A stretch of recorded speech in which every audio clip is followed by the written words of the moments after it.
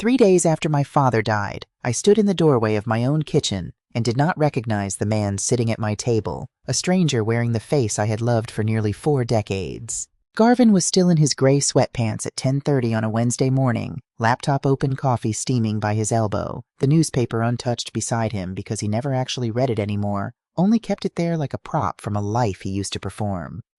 I had my coat still buttoned.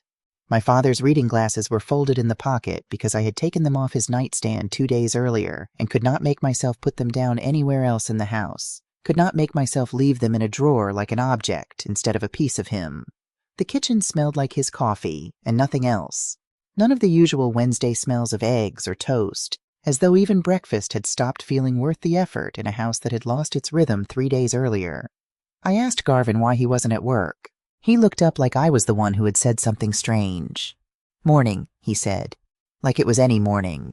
Like my father, Orville Tillman, wasn't lying in a refrigerated room at Higbee and Sons 2 towns over waiting for a funeral that was still 2 days away because the florist needed time to get the arrangement right. An arrangement she had tried. God help her to sell me under the name Peaceful Horizons, as if peace was a word my father had ever once applied to anything in 89 years of life. For 1 full second I thought maybe he had taken bereavement leave.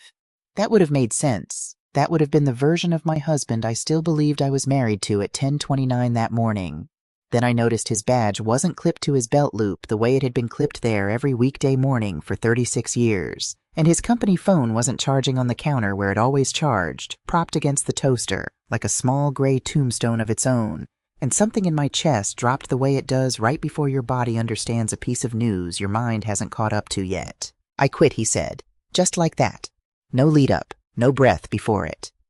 I actually turned and looked behind me, as if there might be another husband standing in the hallway, some backup version of the man I had married 39 years ago, someone who could explain what the one sitting at my kitchen table had just said.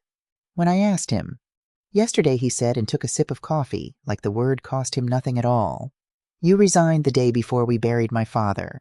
Don't make it sound like I joined something Neva." That should have made me laugh. For 39 years, Garvin had been good at slipping a joke sideways into a conversation that was about to go badly, and for 39 years it had worked on me, had let both of us climb down off whatever ledge we were standing on, without either of us having to say the hard thing out loud.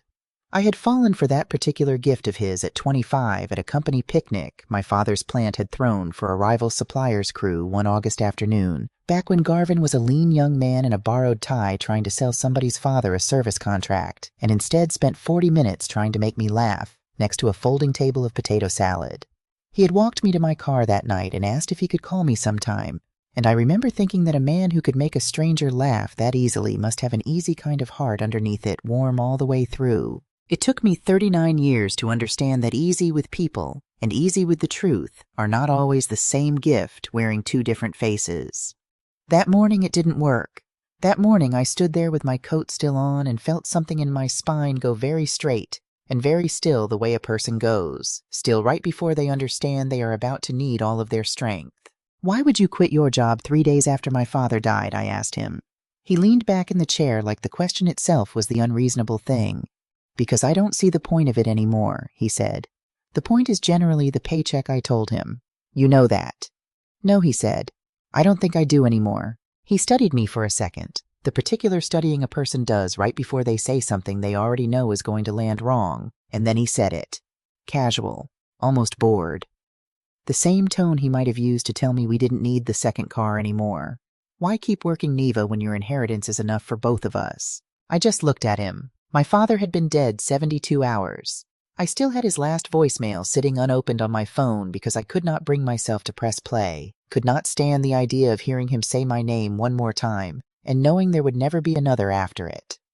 There were sympathy cards fanned out on the counter next to the toaster arriving faster than I could open them. His obituary sat half-finished on my laptop upstairs because I could not decide whether calling him a beloved father was enough or whether it made a man who had built an entire company with his own 2 hands sound smaller than he actually was.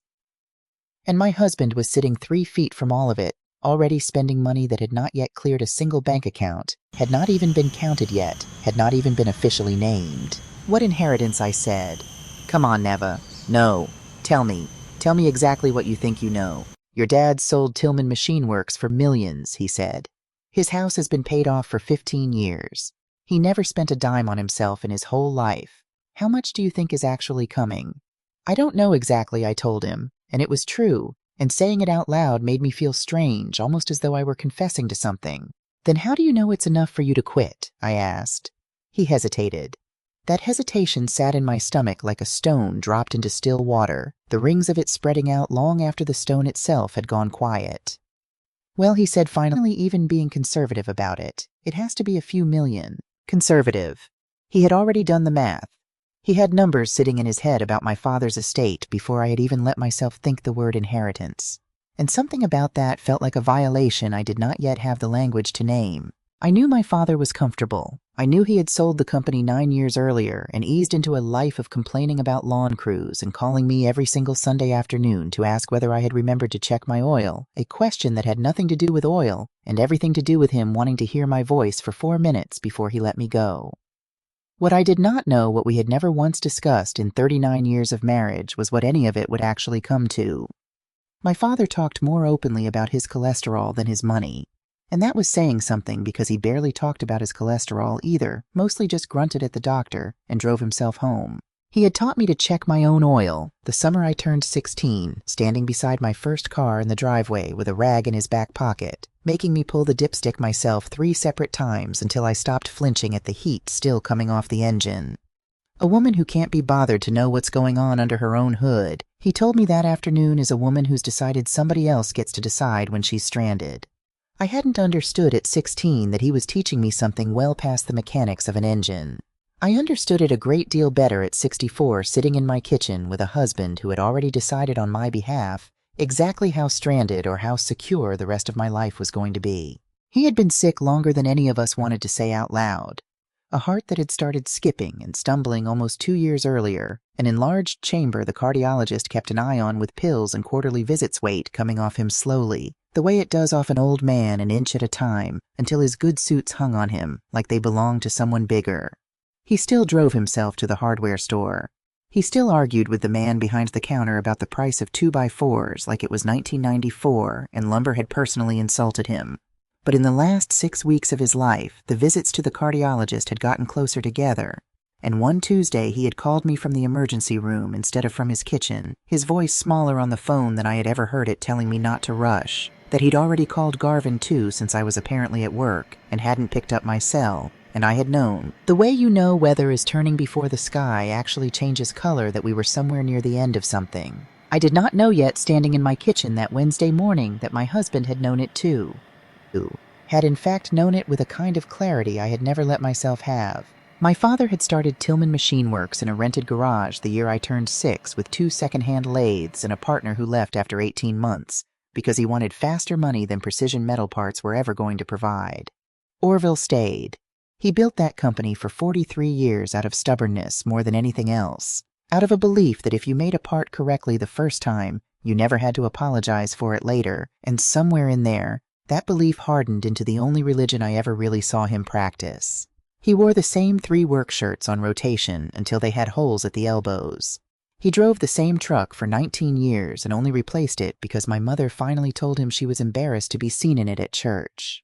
I remember his hands from those years more clearly than almost anything else about him, thick-knuckled and permanently stained along the creases, no matter how hard he scrubbed them at the kitchen sink before dinner. Hands that had built shelving and fixed neighbors' furnaces, and once memorably reassembled my bicycle chain on the sidewalk in front of our house, while a line of other fathers simply stood around admiring the problem instead of solving it. When he finally sold the company at 80 to a firm out of Columbus that wanted his machinery and his client list, and as it turned out, very little of his opinion, he came home that evening and sat on the back porch for 3 hours without saying a word to anyone, and my mother told me later she thought he was mourning something he couldn't quite name, something bigger than a business. Garvin reached across the table for my hand. "Look," he said, "I've worked since I was 24. I'm 67. 36 years of quotas and airport terminals and regional meetings of clients calling me on a Sunday afternoon because apparently a broken air filter is a national emergency. Maybe we finally get to actually live." There was something true buried inside that sentence, and I want to be honest about that, even now, even telling it to you like this. I knew he was tired. I had watched the tiredness settle into his shoulders for years, the particular exhaustion that comes from spending your whole working life trying to prove something to somebody who was never even watching. Understanding why a person does a thing, though, that isn't the same as agreeing the thing was reasonable. You didn't talk to me first, I said. I knew you'd worry. That isn't a defense, Garvin. I was going to tell you. You did tell me. After. He sighed and rubbed his face with both hands the way he does when he wants a conversation to be finished before it's actually finished. Can we not do this today? He said. I almost laughed at that. Apparently today, 3 days after my father died, was an inconvenient day to discuss a decision he had already made without me. As though grief operated on a schedule, and he had simply chosen the wrong slot on it. I didn't answer him. I hung my coat on the hook by the back door.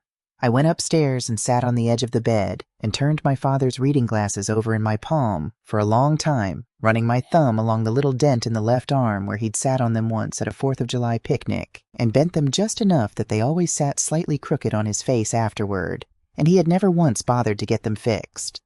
I thought about the fact that in 39 years of marriage, I had gotten very good at exactly one skill above all others: swallowing things. Letting them sit low in my stomach instead of coming up through my mouth. I told myself that morning I was simply too tired to fight, that grief had used up whatever fuel I might have had for an argument. I did not know yet that swallowing this particular thing was going to cost me more than any argument ever could have. I called Adair from that same bed an hour later, mostly because I needed to hear a voice that wasn't performing certainty at me. I told her about Garvin quitting, and she was quiet on the line for a moment before she asked carefully whether he'd said anything about why.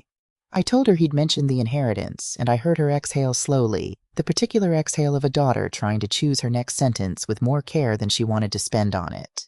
Mom, she finally said, I love Dad, but that man has never once in his life waited patiently for anything, and Grandpa's money sounds like the first thing he's ever had to wait for. I didn't have an answer for that. I only knew hanging up the phone that my daughter had noticed something in 30 seconds of secondhand information that had taken me 3 days of living inside it to even begin to see clearly. I thought, too, about the day before Tuesday when I had driven myself to Higbee & Sons alone to choose a casket, because Garvin had said he had a call he couldn't move, a call I now understood had likely been the call in which he resigned. I remembered standing in that quiet showroom under fluorescent light while a soft-spoken man in a dark suit walked me past rows of caskets. The way you'd walk someone through a car lot, gently, patiently using words like passing and final resting, and never once the word dead, and I had reached out and touched the corner of a plain oak, one the kind my father would have approved of on principle. A man who distrusted anything that looked more expensive than it needed to be. And I had stood there with my hand on that wood and cried for the first time since the hospital had called. Not because of the casket itself, but because I was standing there entirely alone, doing the last physical thing I would ever do for my father, and the person who had promised to stand beside me for the rest of my life was somewhere else on the phone, quietly ending his career instead.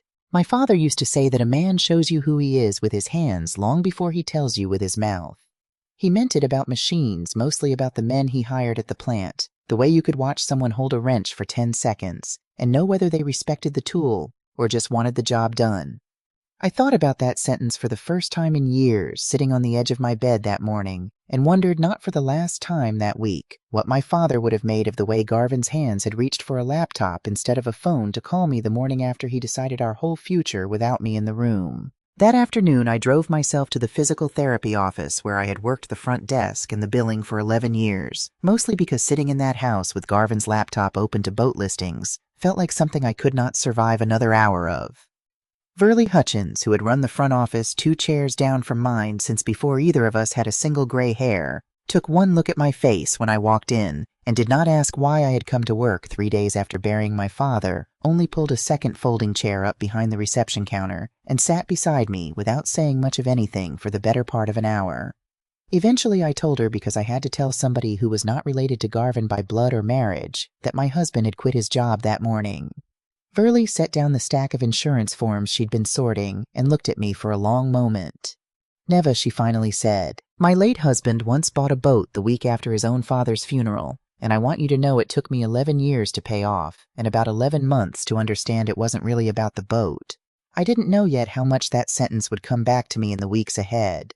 At the time, I only laughed the first real laugh I'd had in 4 days, short and startled, and Verley patted my hand and told me to go on home, that the billing could wait, that grief had its own schedule, and it never once consulted the front office. That evening, his mother and his sister came by the way they always did in the first bad week after any death in our family, arriving with food, because nobody in that family had ever learned another way to walk into grief.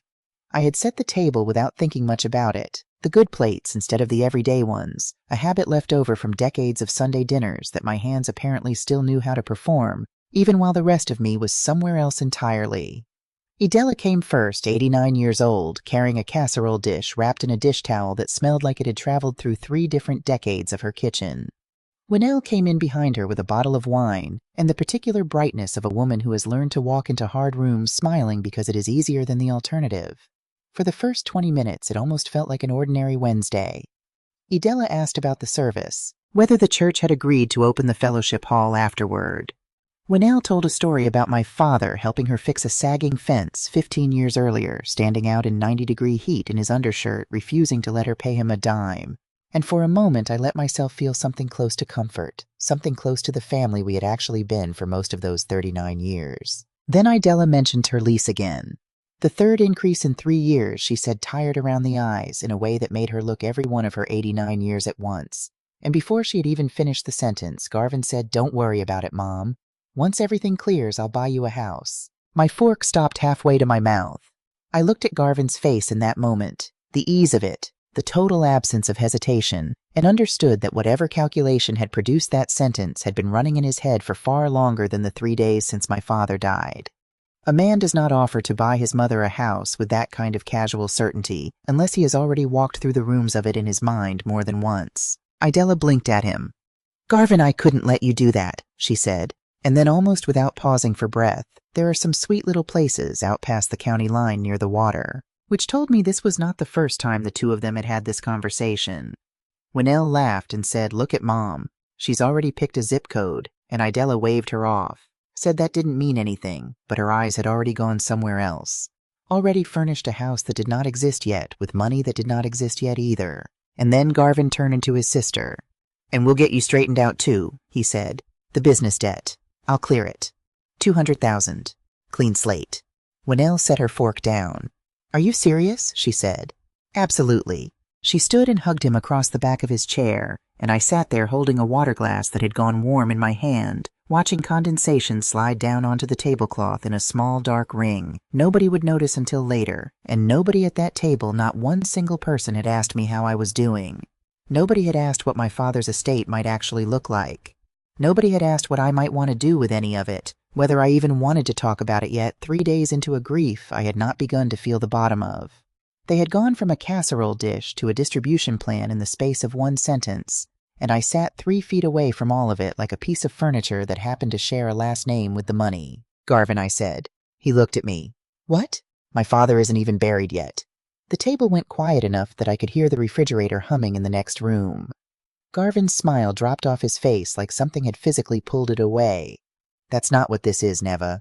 "Then what is it?" "I'm talking about taking care of family." "Whose family?" I asked, and I looked from him to his mother, to his sister, and Idella looked down at her plate, and Winnell sat back like she had been slapped by a question that hadn't even been aimed at her. "That's unnecessary," Garvin said. "So was promising $200,000 nobody asked me about," I told him. Winnell raised both hands like she was surrendering to something. "I don't want to be in the middle of this," she said, which was an interesting thing for a woman to say roughly 40 seconds after accepting $200,000. I didn't say anything else. That had always been my particular gift, the one skill I mentioned earlier, sharpened over 39 years until it was nearly invisible even to me. Not saying the thing that would make an already unbearable moment worse. I had built almost 4 decades of marriage on that exact silence, and sitting at that table, watching my husband redistribute a dead man's money before the dead man was even in the ground. I still reached for it out of old habit, the way you reach for a coat you no longer need but cannot quite bring yourself to throw away. At the door saying their goodbyes, Winnell hugged me longer than usual and said quietly close to my ear, "I'm sorry about your dad, Neva. I know none of tonight was really about that." I looked at her for a moment, surprised by the small flicker of clarity in it, and wondered whether some part of her already sensed how flimsy the ground under all those promises actually was, even while she stood on it gratefully. Idella behind her only patted my arm and said Orville was a good man, the way people say true things at the exact moment they are too distracted by other things to fully mean them. After they left, I stood at the sink wrapping the leftover casserole in foil, and Garvin came up behind me. "You embarrassed my mother," he said. "I embarrassed her. She already feels uncomfortable accepting help, Neva. She recovered fine. I set the foil down harder than I meant to. You had no right to promise either of them anything I said. We're married. What does that have to do with $200,000 of my father's money?" He rubbed his forehead the way he does when he thinks patience is a performance he is giving me instead of something he actually has. "If your dad left you what I think he did, he said we're talking about more money than we could spend in the rest of our lives. That's not an answer." "What is it then?" he said. And I remember standing there with foil crinkling in my fist, understanding that I did not in that exact moment actually know the answer myself. I thought standing at that sink about my mother's death 8 years earlier, and how my father had spent the first month afterward doing almost nothing at all, except sitting in his recliner with her sewing basket on the side table beside him untouched, because he said he wasn't ready to decide what to do with it yet, and refused to let anybody rush him into deciding. He hadn't made a single financial decision for nearly a year after she died. He'd told me once much later that grief and math were 2 different languages, and a man who tried speaking both at once usually ended up saying something in each one he'd regret. My husband, 3 days into his own version of that same grief, had already produced a number a plan and 2 separate promises to 2 separate people. I did not yet have the vocabulary to say what that difference meant. I only knew standing at my own kitchen sink with foil crumpled in my fist that it meant something. Maybe I was too tired. Maybe some old married part of me was already doing the math on whether this particular fight was worth having, the same tired math I had run 100 times over 39 years. Garvin had always been generous with things that were not entirely his to give. He had loaned my car to Winnell once for 4 days and told me about it afterward like it was a story instead of a decision that had already been made without me. He had promised Idella we would cover a broken water heater before he had said one word to me about it. He had volunteered our dining room table for Thanksgiving so many years running that eventually I only found out because his mother called to ask what time she should bring the rolls. None of it on its own had ever felt large enough to fight over. I remembered standing at that sink the year he'd told a neighbor we'd co-sign a car loan for their college-aged son, a boy we barely knew, because the neighbor had once helped Garvin jump his battery in a parking lot, and Garvin had decided that single kindness deserved repayment in the 5 figures. I had found out about that one from the neighbor herself, thanking me effusively at the mailbox before I had any idea what she was thanking me for. That is the thing nobody warns you about in a marriage that tilts slowly sideways instead of all at once. It never leans in one dramatic motion. It leans one small forgivable degree at a time, year after year, until one day you look up, and the whole house is crooked, and you cannot remember which afternoon the leaning actually started. I did not answer him that night. I went to bed early, lay on my side facing the window, and listened to him breathe 2 feet away in the dark. And I thought about my father's handwriting, blocky and deliberate the way he wrote grocery lists like they were contracts.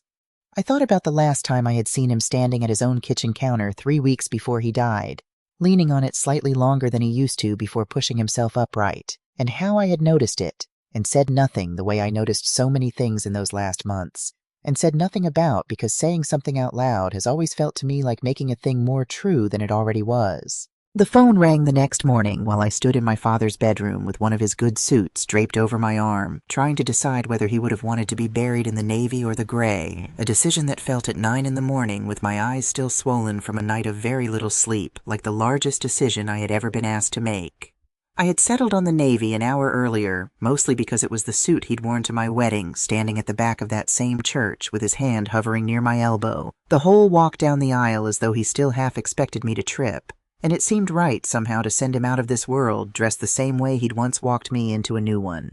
The screen said Fenwick and Associates. "Neva, this is Holbrook Fenwick, your father's attorney. We traded the condolences people trade at moments like that, the kind that come out of your mouth automatically because your body has produced them at every funeral you have ever attended and no longer needs your brain's permission to do it again." Then he told me there were several estate documents my father had wanted him to go through with me. Could I come in early next week once the service was behind us? Of course, I said. Garvin can come with me. There was a pause on the line. Not a long one. Long enough. Actually, Holbrook said your father specifically asked that our first meeting be with you alone. I looked through the bedroom doorway toward the living room where Garvin sat on the couch with his laptop open to a listing for a used pontoon boat, scrolling through it with the particular calm of a man who believed his future had already been decided in his favor and simply needed to wait out the paperwork. And for the first time since my father died, standing there with his navy suit still draped over my arm, I found myself wondering exactly what Orville Tillman had known in those last months of his life that I did not. I told Garvin only that Holbrook wanted to go over some paperwork, which was true in the way half a sentence can be true while still leaving out the half that matters. Garvin nodded without looking up from the pontoon boat listing and said that was fine, that he had some calls of his own to make that morning anyway, and I remember standing in that doorway a moment longer than I needed to, watching him scroll past a boat we had never once discussed buying and thinking that whatever waited for me in that brick building downtown, I was suddenly in no hurry to share it with the man sitting on my couch. I hung the navy suit in a garment bag by the front door so I wouldn't forget to drop it at the funeral home the next morning, and stood there for a moment with my hand still resting on the zipper, thinking that this was the last errand of its kind I would ever run for my father, the last small task love still owed him, and that somehow impossibly 3 more days of ordinary life were still going to have to be lived before any of us could set this particular week down. The 2 days between that phone call and my father's funeral passed the way I imagine drowning must pass a series of ordinary motions performed by a body that is technically still breathing. I picked out flowers I would later regret letting the florist talk me into. I wrote the obituary a final time and read it out loud once to Adair, over the phone my voice cracking on the sentence about the scholarship fund at the community college, because I still at that point had no idea how much that single line would come to mean later. I also wrote the eulogy during those 2 days sitting at my father's own kitchen table with his coffee mug still in the drying rack, trying to compress 89 years of a man into something that could be spoken aloud in under 10 minutes without either embarrassing him or shortchanging him, an impossible task. I attempted anyway because somebody had to.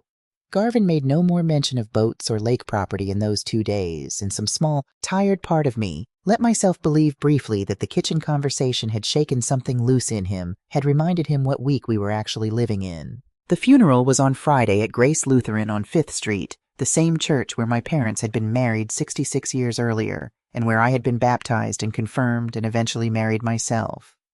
I stood at the pulpit and read the eulogy I'd written at his kitchen table, my hand steadier than I expected, and got through all of it, except one line near the end about how he'd never once missed a Sunday phone call in 39 years, which came out smaller than I'd written it, my voice catching on the word, never in a way the whole congregation seemed to lean into rather than away from. The sanctuary was fuller than I expected. Men who had worked the floor at Tillman Machine Works 20 and 30 years earlier came in pressed shirts. They clearly did not wear, often sat in the back pews and shook my hand afterward with grips that told me more about my father than any eulogy could have. One of them, an old machinist named Delbert Hoyt, who must have been close to 90 himself, held my hand in both of his for a long moment and told me that Orville Tillman had once driven 2 hours in a snowstorm to bring him a part he needed to finish a job before a deadline on a Sunday without being asked, and never once mentioned it again. I thought about that story more than once in the weeks that followed. Garvin sat beside me in the second pew, the whole service dabbed at his eyes, at appropriate moments shook the appropriate hands afterward, and for those 2 hours at least looked like exactly the husband I had married. Adair flew in from Columbus the morning of the service and stood between me and the casket the entire receiving line, her hand never once leaving my elbow the way she used to hold onto my sleeve as a little girl in crowded grocery stores. Idella wept openly through the whole thing, real grief, not performance. Because whatever else was true of that family, she had genuinely loved my father in her own way, had brought him soup every winter. He'd had a cold since my mother died. When Elle read the second scripture, her voice only cracking once on the word shepherd, and afterward she hugged me longer than she needed to, and told me Orville had once loaned her the deposit for her first apartment, and never once brought it up again in 20 years, which I hadn't known, and which made me look at her differently for the rest of that day. At the reception in the fellowship hall over sheet cake and church coffee, 3 separate men who had worked the machine floor told me some version of the same story that Orville Tillman paid full wages during the 2 months the plant flooded in 2009 and could not run a single shift money. He never once mentioned recovering or even discussing again. I stood in that fellowship hall holding a paper plate I never ate from, and thought not for the first time that week that I had spent 64 years thinking I knew exactly who my father was, and was only now 3 days after losing him, starting to understand how much of him I had never actually seen. Somewhere near the end of the reception, I noticed Garvin standing off to one side with Idella and Winnell, their heads bent together in a way that looked from across the fellowship hall, almost like ordinary family conversation. It was only weeks later that I would understand what that particular huddle had actually been about, that the first quiet mention of a lake property might have happened that very afternoon, over sheet cake, before my father had even been in the ground 24 hours. I didn't think anything of it at the time.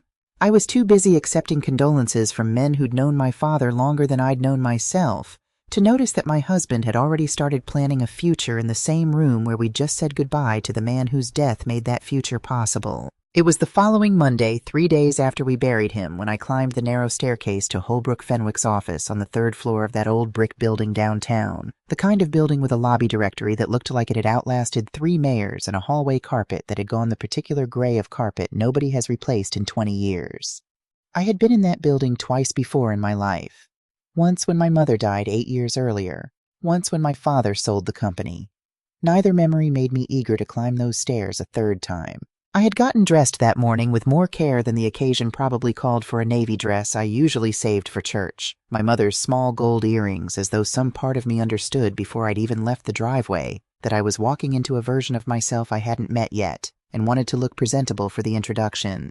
Garvin had asked over coffee whether I wanted him to drive me, and I had said no faster than I meant to, watching something flicker across his face that I couldn't name yet, but would come to recognize over the following weeks as the first thin crack in his certainty.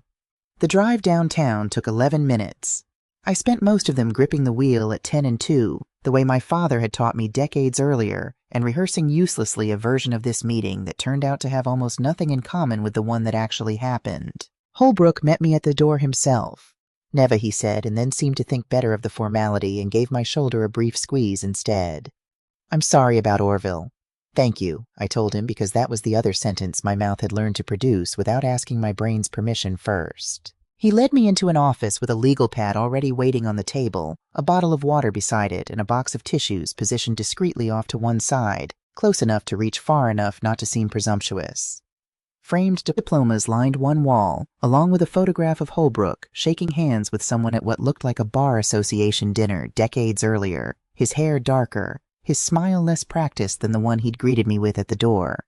I noticed the tissues and decided right then that I would not be needing them.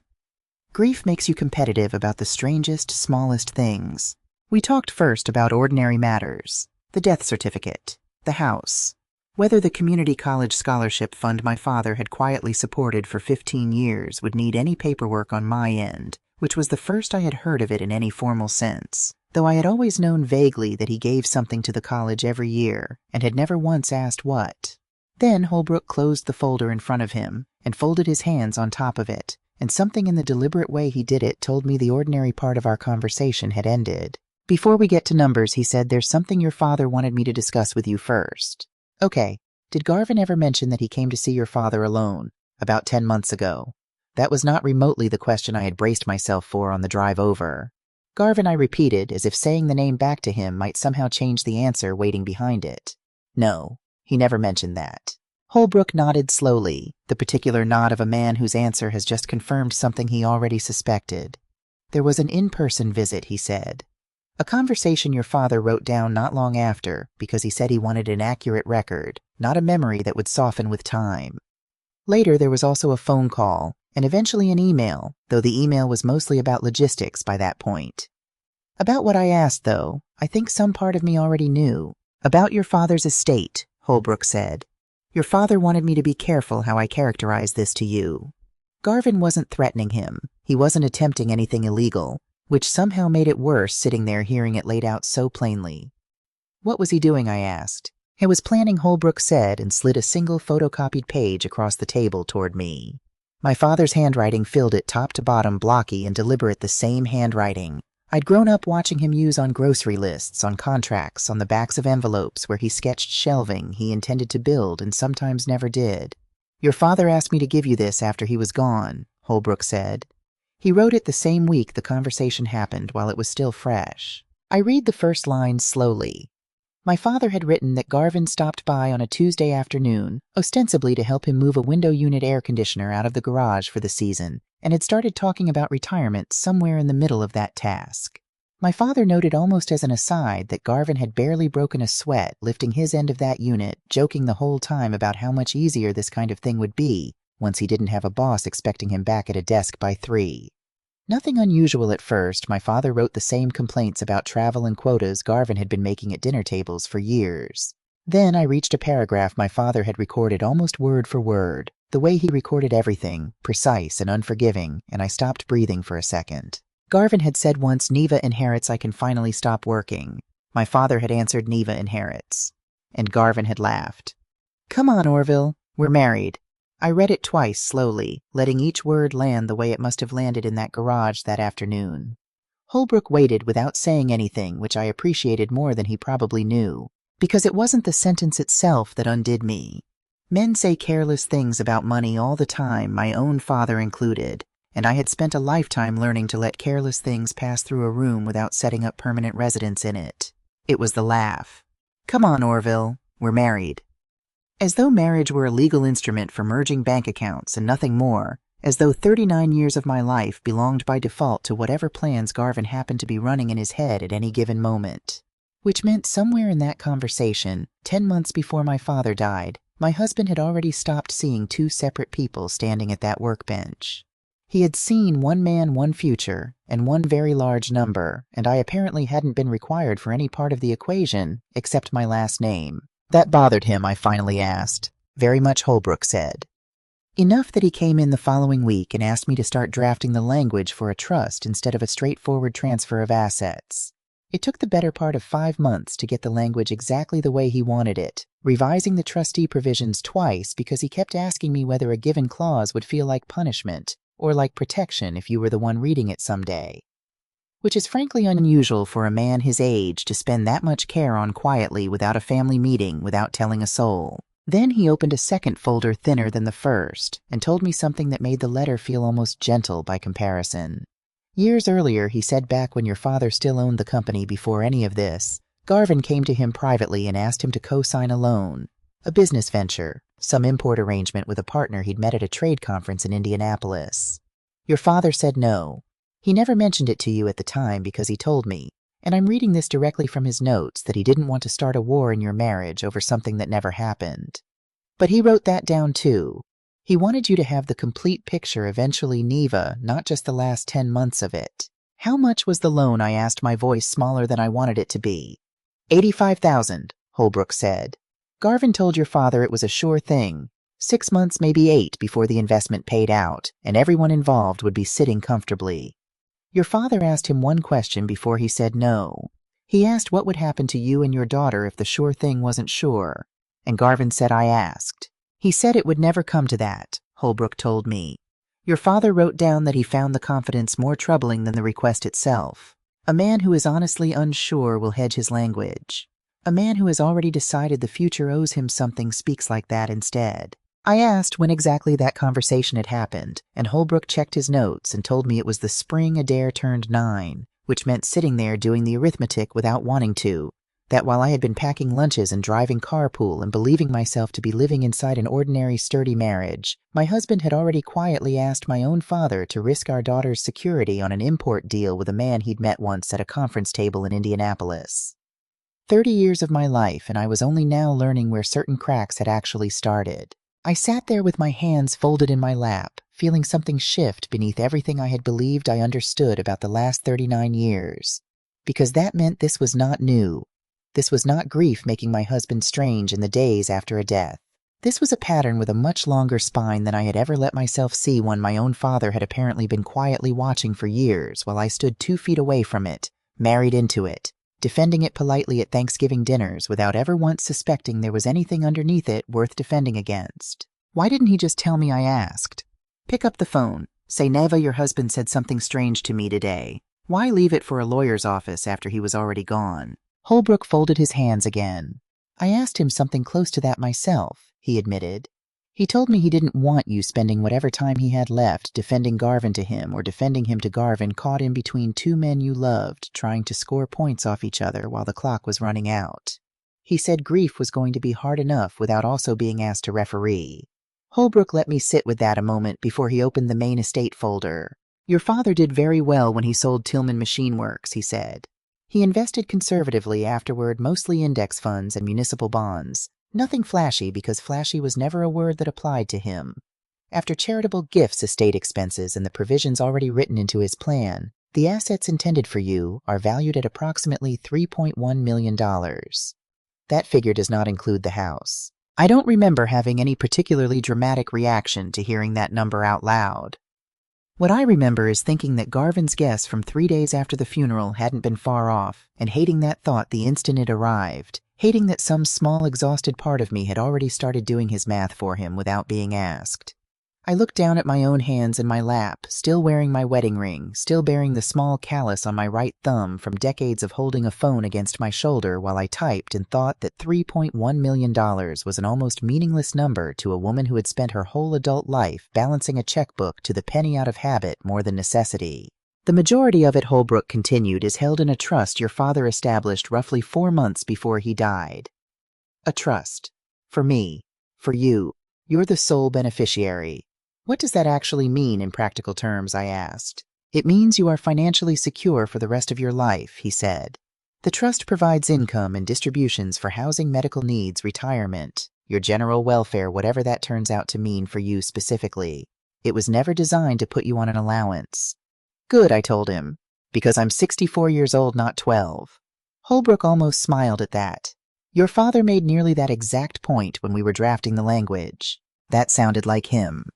The unusual part, he went on, is that for the first 3 years, any extraordinary distribution of principal requires the approval of an independent corporate trustee, a financial institution, not a person you know, and not a person who knows you either, which was intentional. Extraordinary meaning what exactly? A large gift to a relative would qualify. A speculative investment. Underwriting someone else's business debt. Anything outside the ordinary flow of income and reasonable living expenses. And after 3 years, I asked, what happens then? Then the wall comes down entirely, Holbrook said. Full control reverts to you alone, no trustee, no oversight, no questions asked of anyone. Your father was very specific that this was never meant to be permanent. He used the word training wheels once and then apologized for it because he said it made you sound like a child, which he was adamant you were not. Why not Adair, I asked. Why a stranger at a bank instead of my own daughter? Holbrook nodded like he'd expected the question. Your father considered that, he said. He decided against it.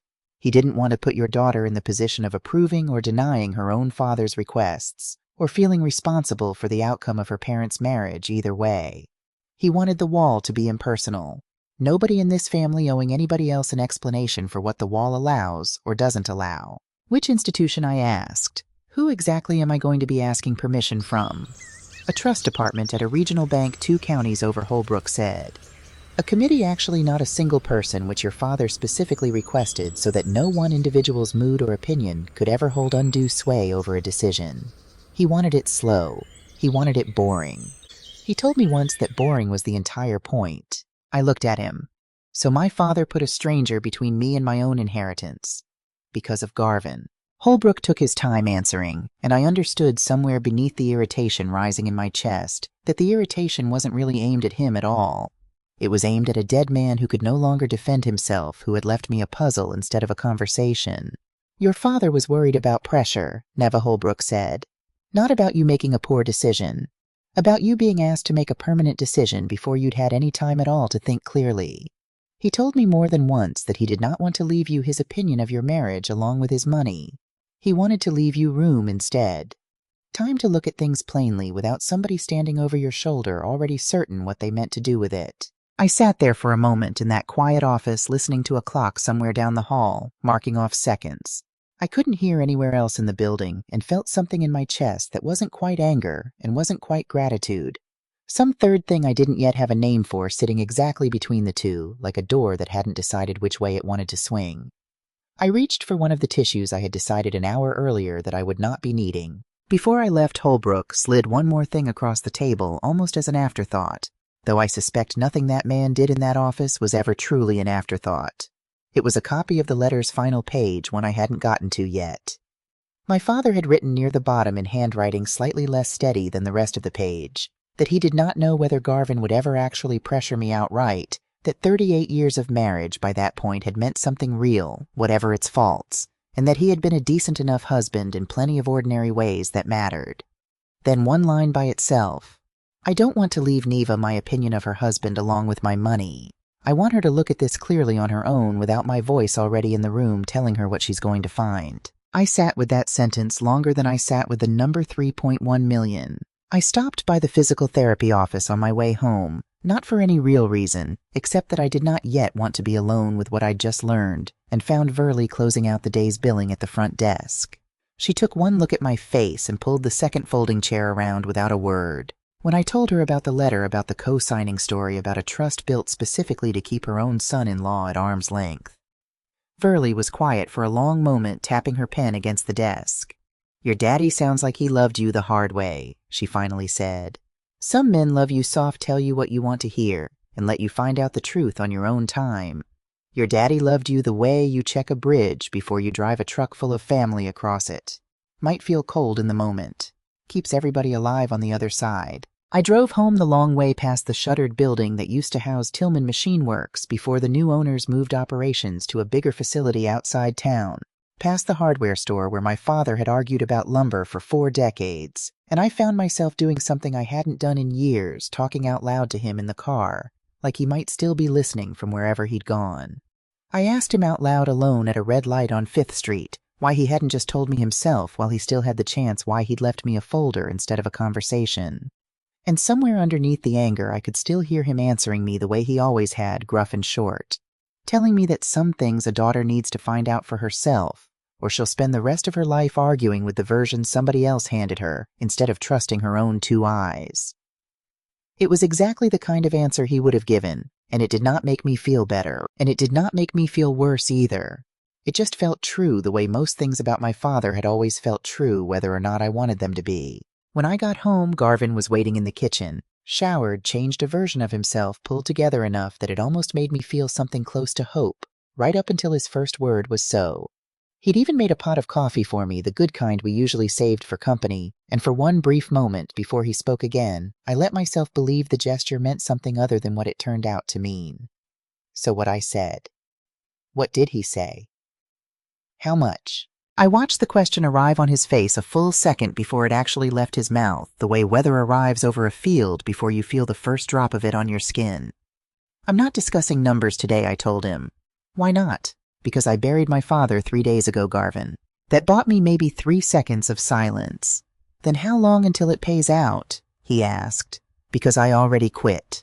As if his decision had generated an invoice, and I was the one now expected to pay it promptly and without complaint. I called Adair from the back porch that evening, sitting on the same steps where my father used to sit for hours after he sold the company, and told her some of it, not all of it, just enough that saying it out loud to somebody who loved me, without any complicated stake in the money, might make it feel more real. She was quiet for a long moment on the other end of the line. Mom, she finally said, I need you to promise me you won't just go along with whatever he wants because it's easier. I told her I would try. It was, I think, the first promise I had made in years that I actually intended to keep, though I did not yet know how hard it would turn out to be. I didn't answer him that night. I went to bed early and lay awake for hours, and sometime after 1 in the morning, I got up for water and heard him before I even reached the bottom of the stairs. He was in the den phone, pressed to his ear, voice low in that particular register men use when they believe a closed door still counts as privacy. No, don't panic, he was saying. The money exists. It's just tied up right now longer than I thought it would be. A pause. Then I'll figure it out. I just need a little more time than I planned for. The stairs were cold under my bare feet. I stood halfway down, one hand on the banister, and did not go in. Could not actually. Not because I was afraid of him. Because some new unfamiliar part of me had suddenly decided it wanted information more than it wanted a fight, and those 2 hungers had never once in 39 years asked to be fed in that particular order. Somewhere behind me upstairs, the house made its usual settling sounds, a pipe ticking somewhere in the wall, and I remember thinking absurdly that even the house itself seemed to be holding its breath along with me. The old version of me would have flipped the light switch, would have marched in and demanded to know who he was talking to and what exactly he meant by figure it out, and we would have argued until the sun came up, and one of us would have apologized eventually just to make the noise stop the way we always had the way we had for nearly 4 decades. Except I didn't move. I stood there and listened instead, my own heartbeat suddenly very loud in my ears. And somewhere in the den, my husband kept talking in that low, careful voice, saying something about the bank, something about a projected timeline, something about how nobody needed to know yet. Nobody needed to know. As if I were nobody. As if the timeline he was projecting wasn't built entirely out of a dead man's money and a living wife's silence. I stood very still in the dark and listened to my husband sound frightened for the first time in longer than I could remember, and something in me went quiet in a way that had nothing at all to do with the hour. The next morning I called Holbrook before I had even finished my first cup of coffee. I told him I understood the terms of the trust completely. I told him I would not be requesting any distribution, not for his mother's lease, not for his sister's debt, not for anything, not yet, and possibly not for a very long time, until I had a much clearer idea of exactly what I was standing in the middle of. When I hung up the phone, I looked across the kitchen at Garvin, who had heard enough of my half of the conversation to understand precisely what I had just done, and for the first time since my father died, he did not look irritated. He did not look offended. He looked afraid, plainly, and completely afraid in a way I don't think I had ever once seen on his face in 39 years of marriage. Not during the layoffs at his old company, not during his mother's cancer scare, not even the night his own truck had flipped on the interstate ice, and he'd walked away from it without a scratch. And that was the moment I understood something that had apparently been true for a very long time without my ever once noticing it clearly. Until right then, my husband had never actually believed I would say no to him. I didn't say anything for a long moment, just stood there at the counter with his coffee going cold in his hand, and I watched him try out several different responses behind his eyes before settling on silence as the safest one available to him. I went upstairs to shower and get dressed for the day, and when I came back down 20 minutes later, he had already left for a walk, something he almost never did. And I understood, watching his figure grow small down our street through the front window, that some part of him needed to be alone with whatever had just cracked open inside him, in the same way I had needed to be alone with my father's reading glasses 3 days earlier. Over the next several days, I watched the damage spread outward from my husband's mouth, like something spilled that nobody had bothered to clean up before it reached the edge of the counter. I had told Holbrook I would not be releasing any funds. I had not, it turned out, told anyone else in the family that particular fact, and Garvin, for reasons that would only become clear to me later, had apparently decided not to tell them. Either letting them continue building futures on ground he already suspected was giving way beneath them. First came a call from Idella, breathless, in that particular way that meant she believed she was delivering good news. She had told her landlord she probably would not be renewing her lease when it came up for renewal in 4 months. Just like that. A woman who had rented the same 1-bedroom apartment for 11 years, who had never once been late on a payment, had given notice on her own stability because her son had said a number out loud at a dinner table 9 days earlier. She had also, she mentioned already, put down a small application fee on a condominium near her church. $100 she could not really spare, non-refundable, because the property manager had said units in that complex went quickly and she didn't want to lose her spot. Then Winnell called. She wanted to know if I had any idea when things might clear. What things, I asked her, already knowing, already feeling my stomach tighten around the answer before she gave it. The estate, she said, because she had been talking to one of the collection representatives handling her business debt, and Garvin had told her not to lock herself into a long repayment plan if the whole thing was going to be settled soon anyway. She had also, she mentioned almost as an afterthought, told her landlord at the old storefront that she expected to be able to pay off the remaining balance on her lease termination within the quarter, which was the first I had heard that Winnell even still owed money on a storefront she hadn't operated out of in 8 months. I called Verley from the parking lot of the pharmacy on my way to pick up a refill of my own blood pressure medication, which had needed adjusting twice in the 2 weeks since my father died, and told her about both calls. She was quiet for a moment, and then she said something I turned over in my mind for days afterward. "Neva, honey, when my husband bought that boat, he wasn't the only one who paid for it. My sister-in-law lent us her savings for a down payment on the truck to haul it because he told her the boat itself was already half sold. It took her 4 years to see that money again." Verley's voice had gone flat in the particular way people's voices go flat when they are describing something that still, decades later, costs them something to say out loud. "You're not just protecting your own money," she told me. "You're protecting everybody standing close enough to catch what falls when this comes apart. I sat in that parking lot with the engine running for a long time after we hung up, watching people go in and out of the pharmacy with their ordinary Tuesday errands, and understood that Verley had just handed me, without either of us naming it directly, the exact shape of what I was actually afraid of. I ran into Idella herself 2 days later at the grocery store, standing in the small appliance aisle with a folded brochure for a storage unit company in her hand, comparing monthly rates for a unit large enough to hold furniture from a one-bedroom apartment. She lit up when she saw me, held up the brochure like a small trophy, told me the movers she'd called quoted her a fair price for June, right around when her current lease would be up. I stood there holding a gallon of milk, unable to make myself say the sentence that needed saying, that there might not be a condominium waiting for her in June at all, that she was pricing storage units for a future her own son had built entirely out of paper. I told her weakly that nothing was final yet, and watched her nod, patient, and unbothered, the particular patience of a woman who has spent her whole life being told to wait for good things, and has never once let herself imagine the waiting might end in nothing at all. I drove the rest of the way home with the milk sweating in the passenger seat, and my own cowardice sitting heavier in my chest than the groceries themselves. I sat at my kitchen table after that second call and stared at the wall for a long time, the refrigerator humming its same patient hum, sunlight moving slowly across the linoleum the way it always did that time of morning. Because this was no longer a matter of promises I could simply wait out the way you wait out weather.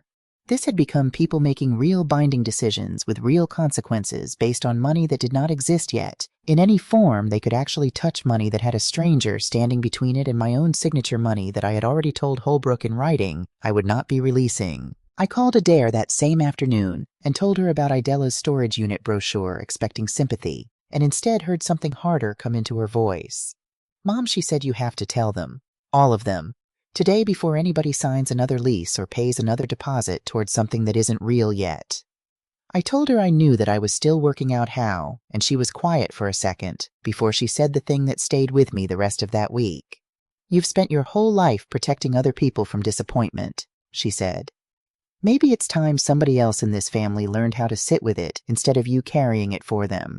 When Garvin came home that evening, I told him about both calls. He didn't look particularly alarmed. He set his keys down on the counter in the exact spot they always landed, hung his jacket on the exact hook. It always occupied all the small automatic motions of a life, continuing on undisturbed. "We'll sort it out," he said, "the way you'd mention an appointment you still needed to reschedule, not a fire he had already lit in 2 other people's lives." "You told Wynell to stop negotiating her own debt," I said. "I told her not to lock herself into something stupid. And your mother thinks she's moving." "She probably is," he said. "Garvin," I told him, "you didn't just spend money we don't have. You changed people's actual lives with it. Idella is 89 years old. She just gave notice on the only home she's had in over a decade." "We do have it," he said. I looked at him for a long moment. "I have it," I told him. "There is a difference, and you know there is a difference, because you've spent your whole life understanding the difference between your name on a paycheck and somebody else's name on a paycheck. You'd never let a coworker claim credit for your commission just because you both worked in the same building. Why is this any different?" "Because we're married, Neva, not coworkers." "Then start acting married," I said. "Married means we decide together. It doesn't mean you decide and I find out." "There it is," he said, like I had finally shown him a card I'd been hiding the whole game. "There it is. Your money." "Yes," I said. "Because you've never talked like this before, Garvin. Because in 39 years you've never once stood in this kitchen and drawn a hard line around what's mine before I inherited a single dollar from a dead man you claim to have loved like a father of your own."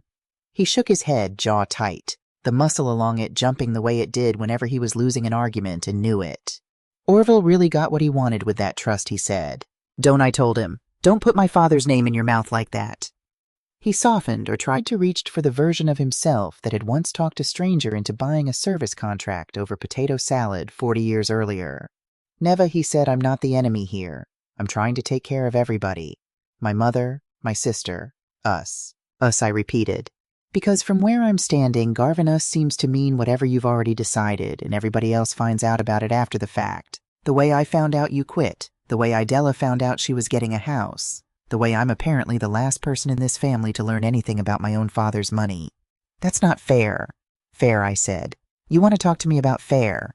I didn't have an answer for that one either, and the silence between us sat there in the kitchen for a long moment, heavy and unfamiliar, the kind of silence our marriage had never quite produced before, not even during the worst of it. I went to bed angrier than I had been in years, and the next morning, before I'd even finished getting dressed, I called Holbrook. "I need to know something," I said. "Was that conversation 10 months ago the only time Garvin talked to my father about the estate?" There was a pause on the line. A real one this time, longer than the kind lawyers usually allow themselves. "No," Holbrook said. "Just that. One syllable, and the whole floor of my life tilted again the same way it had tilted in that same office 9 days earlier. Because I had spent the drive there, half convinced I already knew the worst of it. I did not. Which meant somewhere between that kitchen table and this office, there was more of my husband I had never met, more of my own 39 years I had apparently misread. So I drove back downtown. This time there were no tissues visible on the table, or if there were, I had stopped letting myself notice them. Holbrook opened a folder and slid it toward me with the particular care of a man handing over something he already knows is going to hurt on the way in. "Your father authorized this to be released to you after his death," he said. "I want to be clear about that before you open it. He didn't do this to hurt you. He did it because he didn't trust anyone, including me, to describe it to you as plainly as the document describes itself. I want you to understand the timing, too," Holbrook added before I'd even touched the folder. "Your father's cardiologist put him on a new medication regimen about 8 months ago after a scare that landed him briefly in the hospital. Your father told very few people how serious that visit actually was. I believe your husband was one of the people he did tell." Which meant sitting there, I finally understood something that had been circling the edges of this whole story without ever quite landing. Garvin had known. Not guessed, not sensed known, with something close to a timeline that my father's health had turned a corner it was not going to turn back from. And somewhere in the months that followed that knowledge, instead of driving him to cardiology appointments or sitting in a waiting room with the rest of us, he had gone home and built a spreadsheet. I thought about all the ordinary evenings that had passed between us in those months, dinners eaten side by side, television watched together, and wondered how many of them he had spent quietly carrying that knowledge, while I remained entirely unaware of it, going about my days like a woman with all the time in the world left to figure out her own father. The first page had a title typed and centered the kind of formatting a man does when he wants something to look official. The Ashcroft Financial Stability Plan. I actually laughed one short, ugly sound that didn't feel like it belonged to me, because my husband had apparently given his own father-in-law's eventual death a business proposal title complete with a header, and what looked when I flipped ahead like a table of contents. I turned the page. There were projected investment returns laid out in a simple table, conservative and moderate and aggressive columns, the kind you'd find in a retirement seminar pamphlet. There was a section on a lake property near Cold Fork, complete with a real estate listing printed out and stapled to the back, a modest 3-bedroom with dock access that Garvin had circled in blue pen, and beneath it in his own handwriting, this time not typed, a small note that said Neva would love the porch. I read that line 3 separate times, trying to reconcile the tenderness of it with everything else stapled around it. A man who thought enough of me to imagine me on a porch, and not enough of me to ask whether I wanted the porch or the lake or any of it before he built it into a plan behind my back. There was a page labeled Housing Assistance Idella, outlining a proposed budget of $240,000 for a condominium near her church. There was a section labeled Winnell Debt Resolution, $200,000, clean transfer, no structured repayment necessary. There was a page for healthcare contingencies for Idella, as she aged, a page projecting travel expenses for 6 weeks each winter, somewhere warm and tucked near the back, almost as an afterthought. A short paragraph proposing an education fund for any grandchildren. Adair might someday have a generous enough gesture on its face that it took me a moment to understand why it made my hands go cold instead of warm.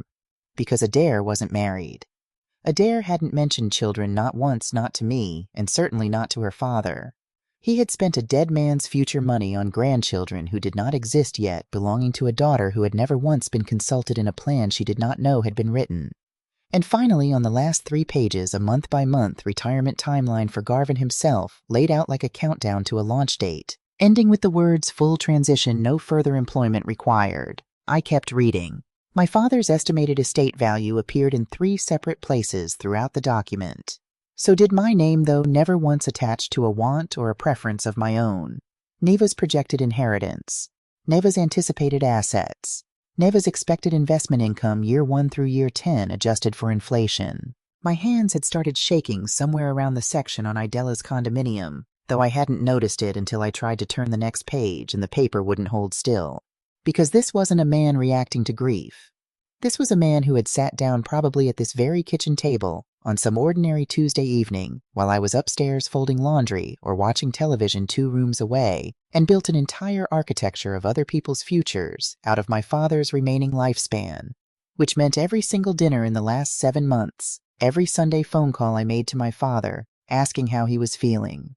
Every quiet, worried night, I spent lying awake wondering how much time we had left. My husband had already answered that question for himself in writing with a table of contents. I turned back to the first page. "What's the date on this?" I asked, though some part of me had already guessed, had already felt the floor tilt slightly before my eyes even found the number printed in the corner. Holbrook didn't answer right away. He didn't need to. It was right there, small and precise in the header. 7 months before my father died. 7 months. Not 3 days after the funeral. Not grief, not panic, not some desperate decision made by an exhausted man standing too close to a fresh grave. My husband had built an entire spreadsheet future for us, while my father was still driving himself to the hardware store to argue about the price of 2x4s, while he was still calling me every single Sunday afternoon to ask if I'd remembered to check my oil while he still had months of life left in him, and no idea that his own son-in-law had already typed up a table of contents for what would happen after he was gone. "I want you to know something else," Holbrook said quietly, and slid 1 more page across the table. This one wasn't part of the plan. This was a bank document. A home equity line of credit application filed 6 weeks before your father passed, using your house, the one you and Garvin actually live in, as collateral in anticipation of incoming inheritance funds. I stared at it until the letters stopped arranging themselves into words I recognized. "He filed this without you," Holbrook said. It was not approved. The underwriter flagged the projected income source as unverified and speculative, which for what it's worth is exactly what it was. But he tried Neva. 6 weeks before your father died, when everyone in this family could see how quickly he'd started to fail, your husband went to a bank instead of to a hospital waiting room. Because that was the piece that finally broke something loose in my chest. Not the lake house, not even the $200,000 promised so easily to Winnell. It was this.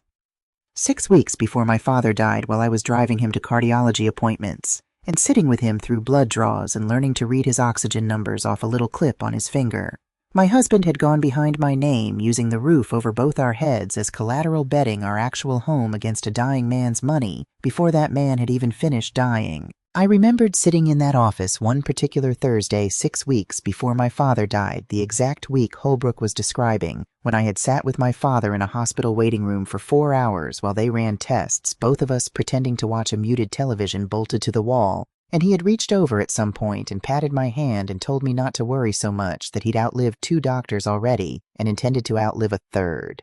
I had laughed because that was what he wanted, and had driven home that evening, exhausted and frightened and grateful. Garvin had dinner waiting when I walked in, a pot roast of all things, his mother's recipe, the kind of gesture that had felt at the time like genuine tenderness, and now sat in my memory looking almost like camouflage. I hadn't known eating that dinner at my own kitchen table that somewhere in the same window of days, my husband had been on the phone with a loan officer, using the exact fragility I was witnessing firsthand as collateral for a future he had already decided was coming. I drove home that afternoon with the folder sitting on the passenger seat like it was something radioactive, something I did not want touching the rest of the car, and I sat in the driveway for 11 minutes before I could make myself go inside. 11 minutes is a long time to sit parked outside your own house, deciding whether you still want to walk through the front door of it. Somewhere down the block, a lawnmower started up, ordinary and oblivious, and I remember thinking that the whole neighborhood was going about its Tuesday completely unaware that inside one particular house, a woman was sitting in her own driveway trying to remember how to breathe normally. I kept thinking about the word hypothetical, which I hadn't even heard him say yet, not out loud, but I already knew sitting there with the engine ticking as it cooled that it was coming, because it is always the word men reach for once the paper trail says otherwise. I thought about my father in a hospital bed 8 months earlier, scared enough to call his lawyer and rewrite his entire estate around a stranger, and never once scared enough, or perhaps never once willing to call his own daughter and simply tell her what he'd learned about her husband. Except I understood that too, sitting there. Because I would have argued. Because I would have defended Garvin the way I had defended him for 39 years out of habit more than conviction, and my father dying had not wanted to spend whatever time he had left refereeing a fight that wasn't his to referee. So he'd built a wall instead of having a conversation. And I was starting to understand that the wall might have been the only version of the conversation he actually trusted to survive contact with the two of us. Garvin was in the kitchen. Of course he was. He was always in the kitchen lately, as though it had quietly become his office now that he no longer had one to go to. I set the folder down on the table between us, right on top of the placemat where his mother had once promised herself a house, and his sister had once promised herself a clean slate, while my father's funeral flowers still sat wilting in a vase on the windowsill because I had not yet been able to throw them away. He looked at the folder, then at me. "What is that?" he asked. "You tell me," I said. He opened it slowly. I watched his face change when he reached the title page, watched the color drain out of it in a way I had genuinely never seen in 39 years. Not once. Not even the night he'd totaled his truck on the interstate ice and called me from the side of the road, shaking. "Neva," he started. 7 months, I said. "Before he died." "It was hypothetical," he said. "I was just running numbers. Looking at possibilities." "Possibilities for whose life exactly?" He didn't answer that one. "I can explain that one," he said. "Then explain it." "I was going to tell you if it went through," he said. "There didn't seem to be any point in worrying you over something that got denied." "Any point," I repeated. "Garvin, you tried to mortgage the roof over our heads on the assumption that my father was dying fast enough to make the timeline work. And when it fell through, your plan was to simply never mention it. Not tell me at all. Ever. It didn't happen," he said, like that fact alone should have settled something. "It almost happened. Without me. Using my house. Which is also your house, which is exactly the point, Garvin. We were supposed to be in this house together, and you went and gambled it alone quietly, the same way you've apparently been doing everything else for the better part of a year." He pushed back from the table and walked to the window over the sink, the way he always did when a conversation got too small for the chair he was sitting in, and stood there with his back to me for a long moment, looking out at nothing at the same backyard we'd planted a maple tree in the year Adair was born, a tree now taller than the house itself. "You want to know why?" he finally said, still facing the window. "Because I watched your father build something with his own 2 hands and hand it to you without you ever once having to fight for it. And I've spent 36 years fighting for scraps of a company that never once considered giving me anything close to that. I wanted just once to be the one handing somebody security instead of always being the one who had to go earn it from nothing over and over forever." "That's not an answer to what you did," I told him. "That's an explanation for why you wanted to. Those are 2 different things, and you know it." I didn't answer that one. He sat back down slowly, and I watched him search his own face for a sentence that simply did not exist anywhere inside him, because there wasn't one. There was no version of this that turned into something reasonable. No arrangement of these particular facts that came out sounding like anything other than exactly what it was, no matter how many times he turned it over, looking for an angle that might soften it. "Where am I in this?" I asked him. "Not my money. Not my name printed on a line labeled projected income. Me.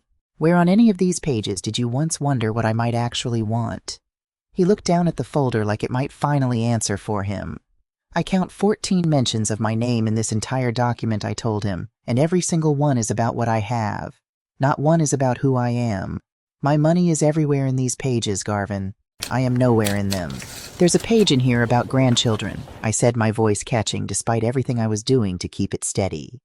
"Money set aside for children Adair hasn't had, doesn't even want yet, as far as either of us actually knows. You built a future for a person who doesn't exist before you ever once asked the person who does exist, your own daughter, what she might want for her own life. I thought it would make her happy someday," he said quietly. "I thought I was being generous." "Generosity asks first, Garvin," I told him. "What you did was decide first, and call it generous after the fact, so it would feel better going down." The refrigerator hummed. Somewhere outside a car passed with its windows down, some song bleeding faintly through the glass. Some other life going on, completely unaware that mine had just come apart at a kitchen table over a stack of paper with a table of contents. "I was tired," he finally said. "That's not an excuse. I know that isn't an excuse." "No," I said. "It isn't."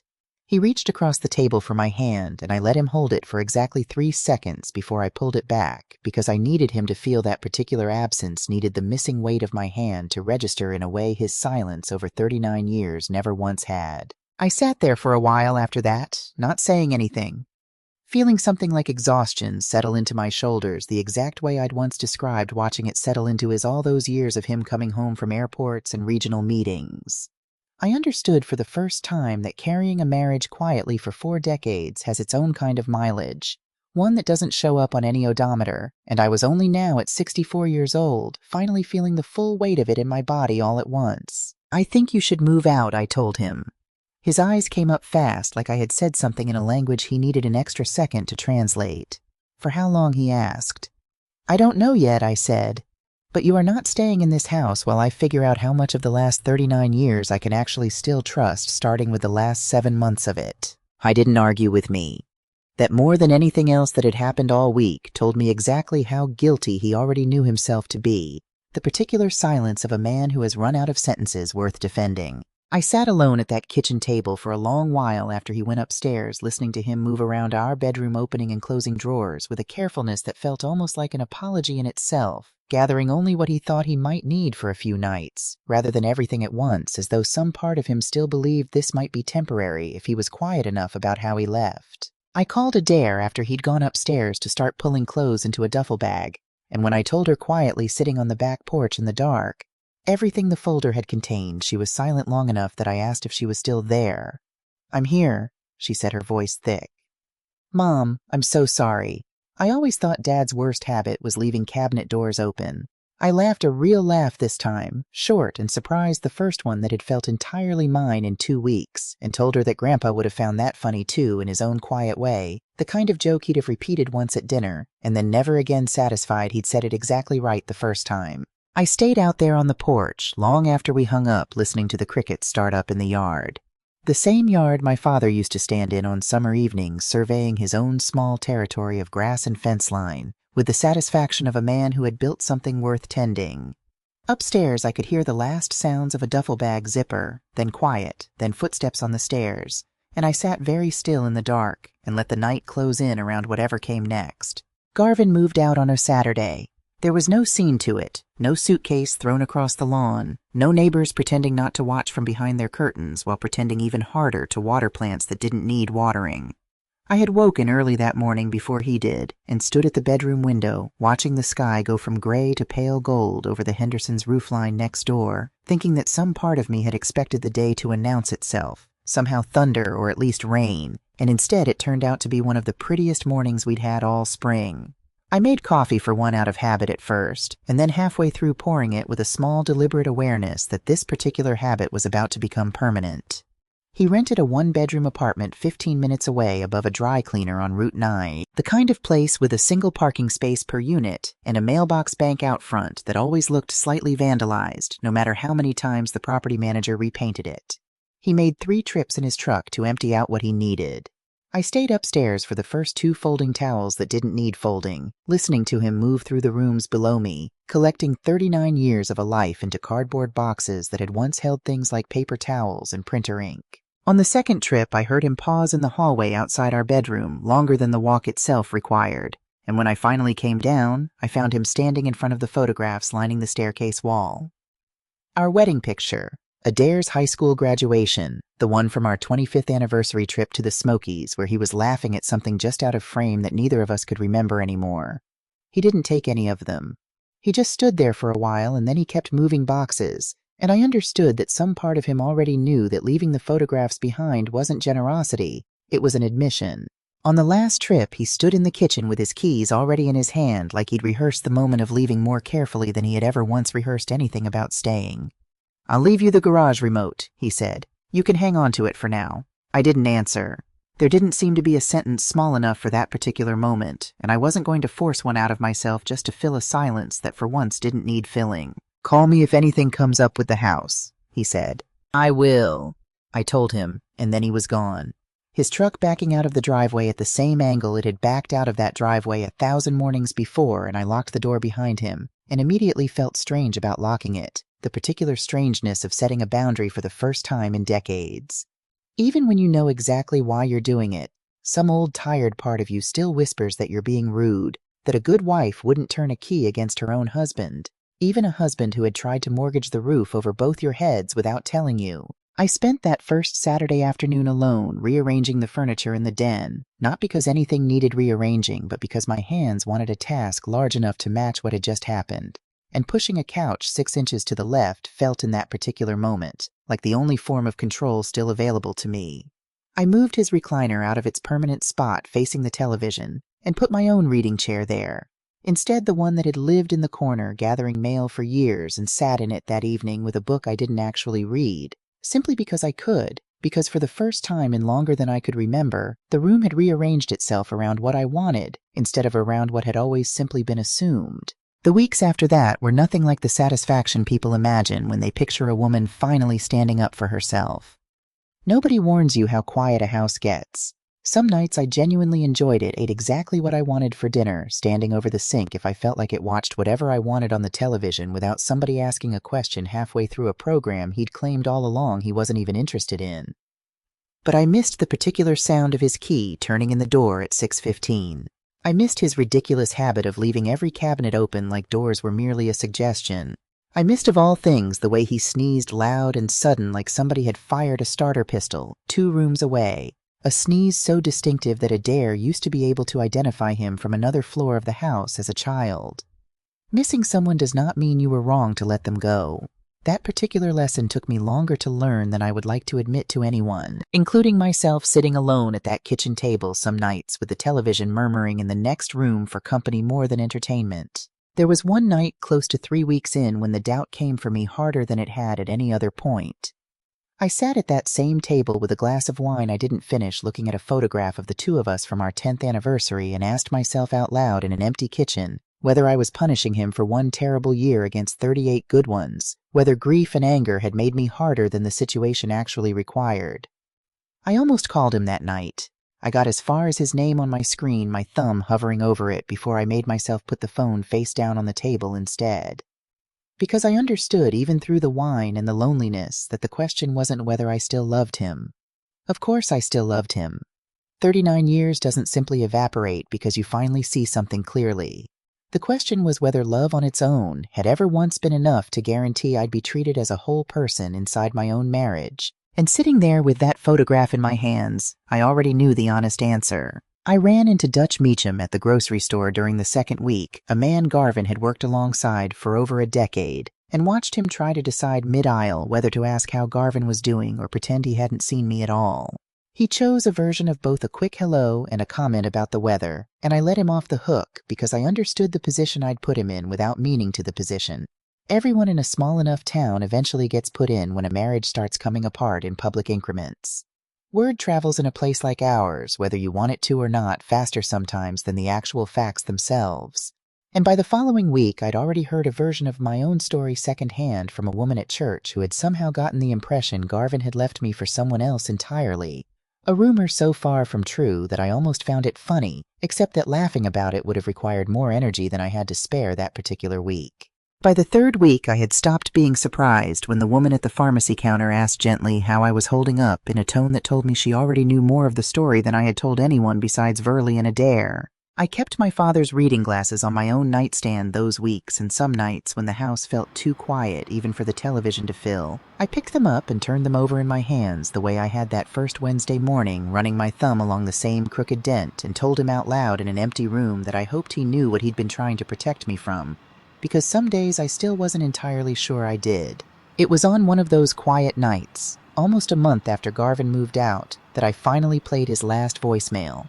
The one that had been sitting unopened on my phone since before the funeral, through the kitchen argument, through the letter, through the folder with the table of contents.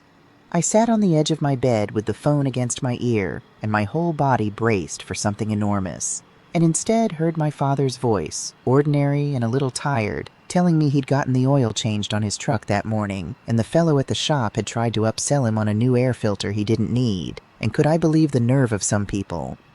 "Call me back when you get a chance," he said at the very end, his voice softening slightly the way it always did right before he hung up.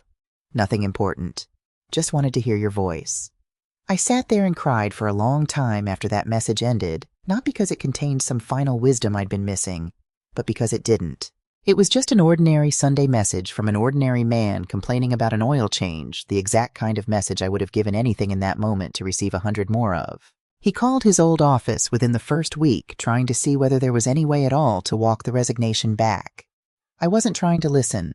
Our house had simply never been built for a 67-year-old man to have a private professional collapse quietly in a kitchen that carried sound the way ours did, every word bouncing off the tile and up the back staircase like the whole house wanted me to hear it. "I'm not asking you to pretend I never resigned," he said into the phone. His voice pitched low, as though lowering it might somehow make the conversation smaller than it actually was. "I'm asking if there's any way to undo it." A long pause. "I understand," he said. Another pause, longer this time. "Yeah, of course. Thanks anyway." When he hung up, he sat at the table for a while before he said anything to me at all. "Truett already has the position," he finally said, staring at a spot on the table like it owed him something. I knew Truett Sledge. Garvin had complained about him for 6 years running, called him slow, called him lucky, called him a dozen other things across a dozen different dinners at that very table. That was fast, I said, because it was, and because I didn't know what else to offer him that wouldn't sound like either pity or judgment.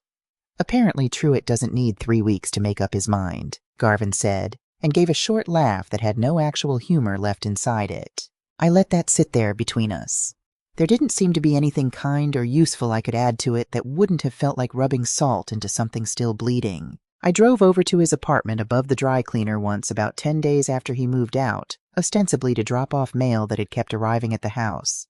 In his name, mostly catalogs and a renewal notice from a magazine he'd stopped reading years ago, but never canceled, and found him sitting on a second-hand couch. He must have bought used, surrounded by unpacked boxes, the television playing something he clearly wasn't watching. He looked smaller in that apartment than he had ever looked in our house, diminished somehow by the low ceiling and the single window facing the parking lot.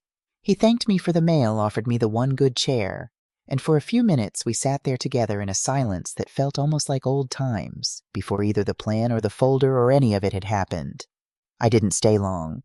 But driving home afterward, I found myself thinking that grief and consequence sometimes wear the exact same face, and it takes a while to learn which one you're actually looking at. It was Idella, of all people, who gave me the piece of the story I hadn't known I was missing.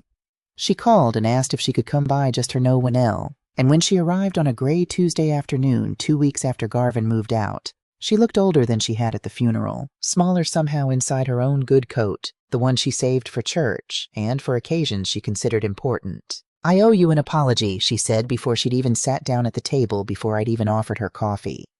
"You don't have to do this, Idella," I told her. "I do," she said, "because I think I made him this way, Neva, and I never let myself look at it straight on until this past week gave me no other choice." She told me things I had never once known in 39 years of marriage, things Garvin had apparently never mentioned, not on our wedding day, not through 4 decades of holidays, not through a single one of the hundreds of arguments we'd had over the years. His biological father had left when Garvin was 9 years old, walked out on a Tuesday afternoon with 2 suitcases and a stack of unpaid bills he left behind like a parting gift instead of an apology, and disappeared so completely that Idella had not heard so much as a postcard from him in 50 years. She had raised Garvin and Winnell alone after that, worked 2 jobs for the better part of a decade, one at a diner counter and one cleaning offices downtown after the diner closed for the night. And somewhere in all of it, without ever once meaning to, she had told her son more times than she could count, that someday things would just come together for them. Someday a windfall. Someday a stroke of luck. Someday somebody somewhere would finally hand them the thing that made all the scraping and the counting of coins on the kitchen counter stop for good.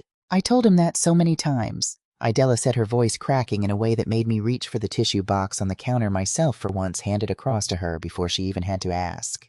I think I built a hole in that boy where security should have gone, and then I spent his whole childhood promising him that someday something would fall into it and fill it up for him. And your father's money, Neva, it looked exactly like the someday I promised him when he was 9 years old and scared and couldn't understand why his own daddy didn't love him enough to stay. She told me about the winter after his father left, when the gas got shut off for 11 days in January, and she'd kept both children warm by running the oven with the door open and telling them it was camping a game, something fun instead of something desperate. She told me Garvin used to stand at the front window some evenings around the time his father usually would have come home from work before the leaving. Just stand there watching the street and how she used to tell him, Someday, baby, someday things are going to turn around for us, not because she believed it in any specific way, but because a 9-year-old boy's face needed her to say something, and that was the only something she had. He carried that word around for 50 years, she said, someday. And I think when your father died, Garvin's someday finally showed up wearing a number, and he grabbed it with both hands before he let himself ask a single question about whether it was actually his to grab. I sat with that for the long time after she left that afternoon, the coffee I'd finally made going cold between us on the table, because it didn't excuse anything. I want to be clear about that even now, even telling it to you like this. A childhood wound doesn't hand a grown man permission to mortgage his wife's house without her name anywhere on the paperwork. But it explained something I had spent weeks unable to make any sense of, the particular hunger in Garvin's voice every single time he talked about my father's money, a hunger that had never really been about the money at all, not once. It was about a 9-year-old boy standing at a window watching a truck pull out of a gravel driveway and never once come back, and a grown man 40 pounds heavier and 40 years older still standing at that same window. In some room inside himself he had never let anybody see, still waiting for somebody's money to finally prove he had been chosen by something, chosen the way his own father had never chosen him. Before Idella left that afternoon, she paused at the door and turned back, her hand still on the frame. "I don't expect you to fix him, Neva," she said. "I just needed somebody besides me to understand where the broken part actually started." I told her I understood, and I meant it, though. Understanding where a thing started has never once in my experience told you what you're supposed to do about where it ended up. Winnell called not long after that, and her voice sounded different too, steadier than I had heard it in years, almost unrecognizable in its calm. I went back to the collection office, she told me. On my own. No waiting on Garvin. I worked out a payment plan I can actually manage without depending on anybody else's inheritance to bail me out of a mess I made myself. "That's good, Winnell," I told her, and meant it more than I expected to, sitting there with the phone against my ear. "I should have done it months ago," she admitted.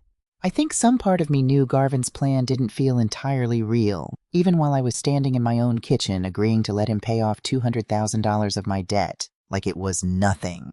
I just wanted it to be real so badly that I stopped asking myself the obvious questions. We met for coffee this following week, just the two of us at a small place downtown neither of us had been to in years, and she told me things about her failed business. I hadn't known how the storefront had gone under, partly from bad timing, and partly from her own refusal to raise prices, even when her supplier costs doubled because she'd been terrified of losing the handful of loyal customers she had left. "I think I've spent my whole life terrified of losing people," she admitted, stirring sugar into coffee she wasn't drinking. Which is probably why I never once asked Garvin whether that $200,000 was actually his to give. I just took it the way I've taken most things anybody in this family has ever offered me, because saying no to an Ashcroft always felt like it might cost me my seat at the table. I recognized more of myself in that sentence than I wanted to admit sitting across from her, and for the first time in years, I felt something like real kinship with my sister-in-law, instead of the careful, dutiful fondness I'd maintained toward her for decades out of obligation more than choice. A few days after that call, I was in the laundry room folding towels when I heard Garvin on the phone with her again, his voice drifting in from the hallway, the way sound always did in that house, bouncing off tile and traveling farther than either of us probably intended. "You need to work it out with them directly," he was saying. "I know what I told you. I know." His voice dropped lower, quieter, the particular quiet of a man saying something he'd been avoiding for weeks. "It wasn't mine to promise, Winnell. None of it was ever mine to promise. I should have known that before I opened my mouth at that table." My hands went still over the towel in my lap. That single sentence didn't undo 7 months of planning behind my back. It didn't erase a home equity application with our roof listed as collateral. But it was the first time I had heard him say the thing out loud, without a single word of blame attached to somebody else's name. Not the trust wouldn't allow it. Not Neva changed her mind. Not your grandfather tied everything up in knots on purpose to spite us. It wasn't mine. Just that. Plain unprotected, and I think genuinely his for the first time in months. Adair drove up from Columbus one weekend during those first uncertain weeks, ostensibly to help me sort through some of my father's paperwork that had migrated onto my own dining room table, though I suspected the real reason was that she wanted to see with her own eyes whether I was actually all right. She sat across from me at that same table where the folder had once landed between me and Garvin, and asked carefully whether I thought they'd get back together. I told her the truth, which was that I honestly didn't know yet, and that for the first time in longer than I could remember not knowing, didn't feel like something I needed to fix immediately. She reached across and squeezed my hand the way I used to squeeze hers walking through crowded grocery stores when she was small and told me she was proud of me. A sentence that landed strangely, because I had spent so many years being the one who said it to her that I had genuinely forgotten what it felt like from the other direction. Before she left that Sunday, she hugged me at the door for a long moment and said quietly, "You raised me to think love meant going along with things, Mom. I hope you know you're allowed to teach me something different now, too." I started seeing someone on my own, not long after a counselor named Verlene Bosch, with an office above a pharmacy 2 towns over, chosen deliberately far enough away that I wouldn't run into anyone I knew in the waiting room. She let me sit in silence for the first 15 minutes of our first session, because I genuinely did not know where a person even begins telling a story like this one out loud, to a stranger with a legal pad on her knee. In my 3rd session alone with Verlene, she asked me a question that stayed lodged in my chest for days afterward. She asked me to name one thing, just one, that I had wanted for myself in the last 10 years that I had never once said out loud to Garvin. I sat there in that beige office for a long time, running through a decade of ordinary days, and the honest answer, when it finally arrived, embarrassed me with how small it was. I had wanted for years to take a pottery class at the community center on Thursday evenings, the same one my friend from church attended, and I had never once mentioned it because Thursday evenings were the evening Garvin liked to grill, and grilling required somebody to sit with him on the porch while he did it. And somewhere along the way I had decided my presence on that porch mattered more than my hands on a pottery wheel. Verlene didn't say anything judgmental about that. She just wrote something down on her legal pad and asked me how long I thought I could keep doing that particular kind of math before the numbers stopped adding up to a life that felt like mine. I didn't have an answer for her that day. I signed up for the Thursday class 2 weeks later, sat at a wheel for the first time in my life with clay under my fingernails, and cried in my car afterward for reasons I still can't fully explain, except that it felt like meeting somebody I hadn't seen in a very long time. In a 4th session, Verlene asked me why I thought I had never mentioned the pottery class to Garvin in all those years, and I found myself saying something I hadn't quite realized I believed until it left my mouth. I told her I think I was afraid that if I asked for something small and he said no, I would have to face how much of the marriage actually ran on things I never let myself ask for at all. It felt safer somehow never testing it. Verlene wrote that down too, and told me that safety and honesty rarely grow in the same soil, though most people spend decades trying to plant them side by side anyway. Garvin started seeing someone too, a different office, a different day of the week, and neither of us mentioned it to the other at first, 2 separate people quietly trying to understand the same 39 years from opposite ends of it. Then one evening he called and asked carefully, like he expected me to say no before he'd even finished the sentence, whether I would consider going together. Not to fix anything he said, just to understand it.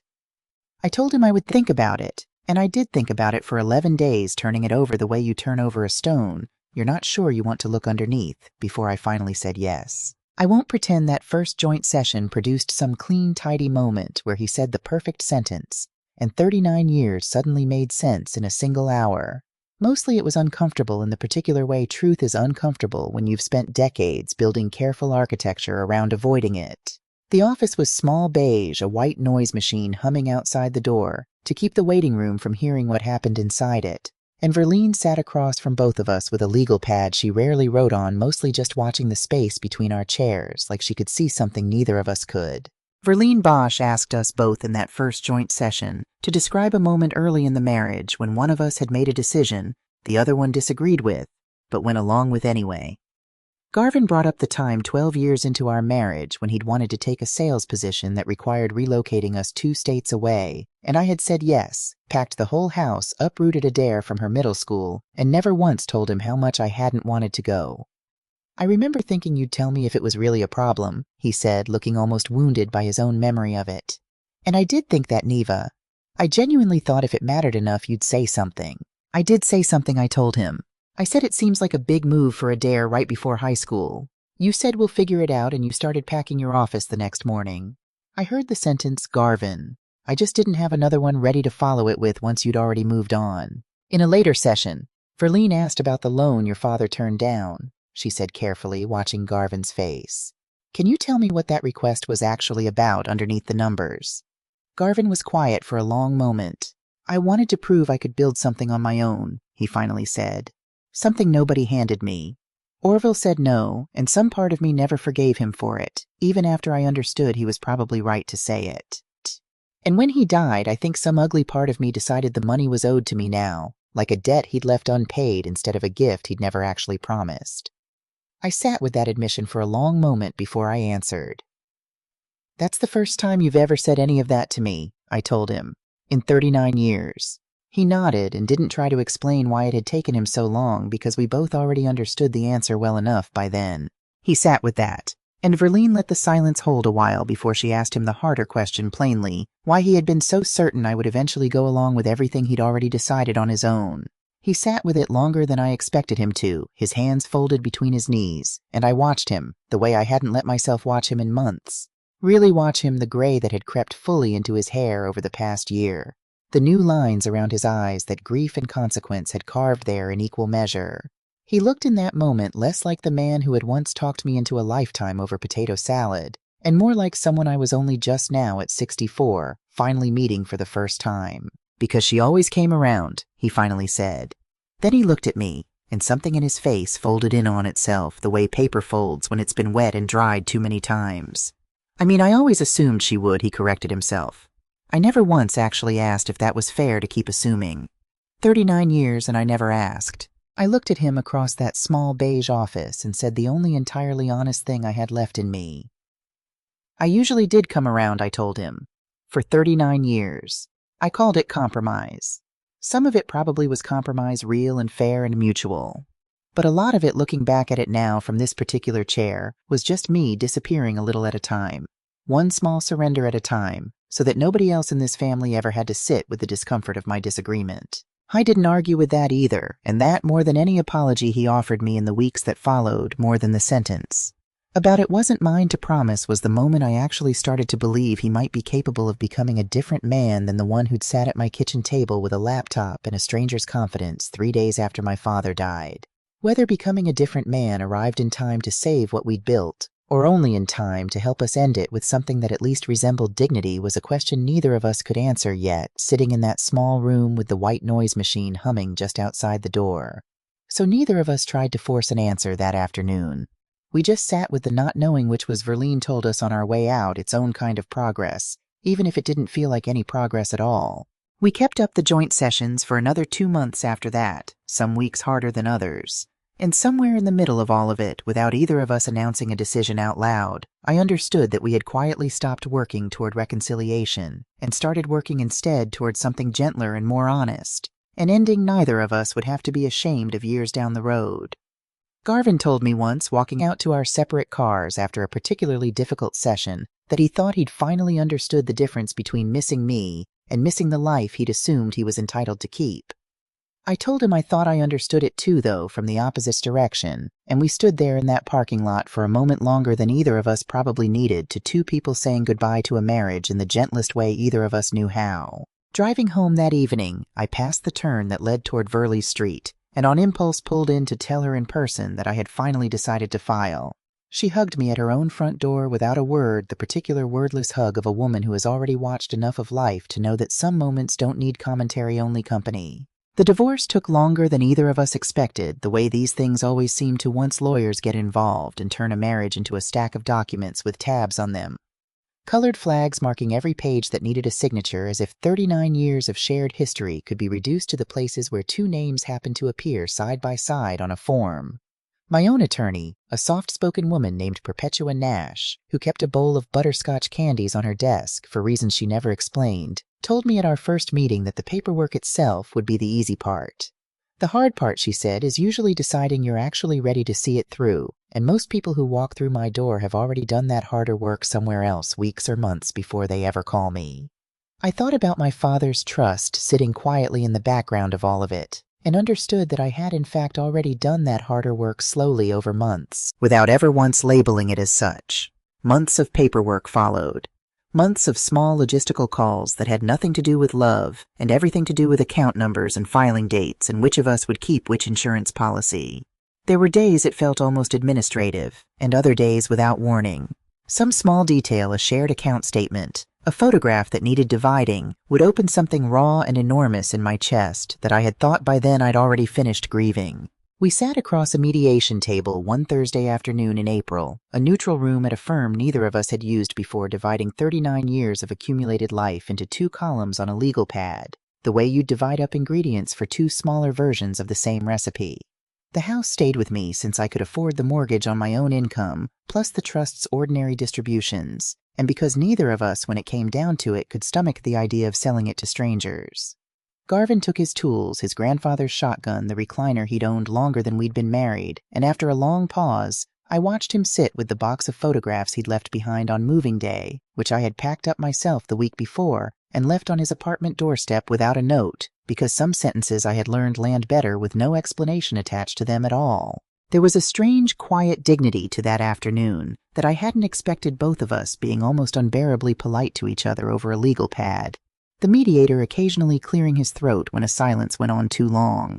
At one point, Garvin asked, without looking up from the list, whether I wanted to keep the good china, the set his mother had given us our first Christmas, and I said yes before I'd even thought about it, and he nodded and wrote it down in my column without argument, and something about that small, ordinary exchange, so unlike the version of him that had promised away $200,000 without blinking, told me more clearly than anything else that afternoon that whatever man walked out of that room, it was not entirely the same one who had walked in. I drove home from that mediation session alone, the legal pad's 2 columns still fresh in my mind, and sat in my driveway for a long while before going inside the way I seemed to have started doing at every major threshold of that year, as though my body needed a few extra minutes parked in transition before it could cross into whatever came next. I thought about the recliner Garvin had chosen, worn soft in the shape of him after 2 decades of Sunday football, and felt something surprisingly close to tenderness toward him, toward the 2 young people who had once furnished an entire apartment together on borrowed money and more hope than sense. Grief, I was starting to understand, didn't only visit for the dead. It came uninvited for marriages too, for versions of yourself you'd quietly outgrown, and there was no schedule for it any more than there had been one for my father. Garvin found another sales position about 7 weeks after he moved out, a smaller company 2 counties over that distributed restaurant supply equipment instead of industrial air filtration systems. Less money, more driving, none of the title he used to introduce himself with at parties. When he told me over the phone, standing in my own kitchen with the evening light coming low through the window over the sink, I told him I was glad. He gave a small, tired laugh I could hear even without seeing his face. Not exactly the retirement package I had in mind, he said. A few months earlier, that sentence would have started a fight, would have curdled into something bitter between us within 30 seconds. This time he just added quietly, "Nobody's fault but mine," and let the sentence sit there without reaching for anything to soften it, without a joke sliding in sideways to save either one of us from the discomfort of it. Idella stayed in her apartment after all. She went back to her landlord herself alone without Garvin standing behind her, offering solutions that weren't his to offer, and negotiated a smaller increase than the one she had been dreading for months. She told me about it over the phone with something like pride threading through her voice, a tone I hadn't heard from her in years, like she had genuinely forgotten she was capable of fighting for her own small corner of the world without waiting for someone else to hand it to her first. "I put down that application fee for nothing," she admitted, half laughing at herself. "But I'll tell you, Neva, it felt better losing $100 on my own foolishness than it ever would have felt taking $240,000 of your father's on my son's promise." Winnell kept working her payment plan down month by month methodically, the collection representative apparently coming to know her voice on the phone, the way you come to know a regular at a diner counter, and eventually she picked up a full-time position with a design firm 2 towns over, steady hours, a real paycheck with real withholding taken out of it, nothing borrowed against anybody's future or anybody's grief. She called to tell me on a Tuesday evening, practically breathless, with an excitement that had nothing at all to do with money that wasn't yet hers, and I sat on my back porch listening to her talk about benefits and a 401k match like she was describing something miraculous, which in a way, after everything, she was. Nobody ended up destitute. Nobody lost a roof over their head. The disaster everyone had spent weeks quietly bracing me to prevent turned out to be nothing more than ordinary life, reassembled slowly, piece by piece out of the same materials most people build their lives from in the first place. Bills, jobs, rent renewals negotiated in person instead of promised away at a dinner table.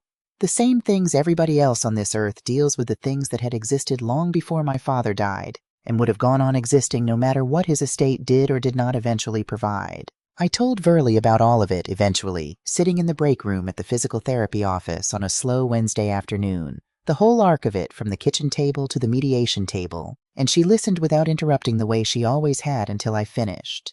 She was quiet for a moment, turning her coffee cup in a slow circle on the table between us. "You know what strikes me," she finally said, "is that not one single person in that whole story actually needed saving in the end.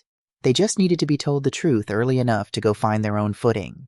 I thought about that sentence for days afterward, turning it over the same way I turned clay on Odalis's wheel, and decided she had put into 11 words, something I had been circling for the better part of a year without ever quite landing on it myself. I kept going to the Thursday pottery class through all of it that whole strange unraveling winter, and by early spring I had a shelf in my kitchen holding 6 lopsided bowls, each one slightly less lopsided than the last.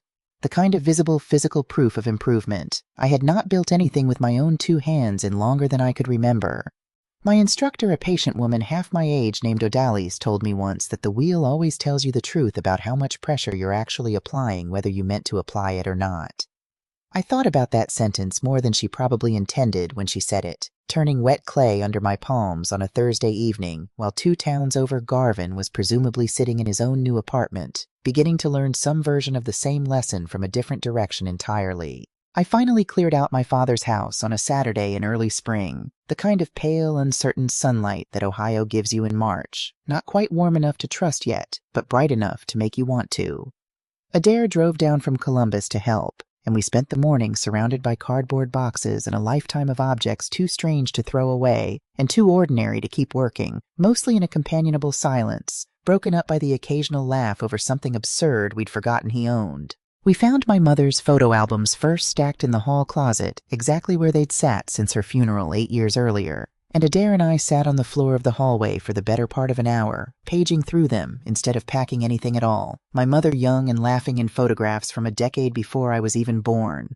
My father standing beside her in his first good suit outside a rented garage with 2 second-hand lathes inside it, neither of them having the faintest idea yet what the next 60 years were going to ask of them.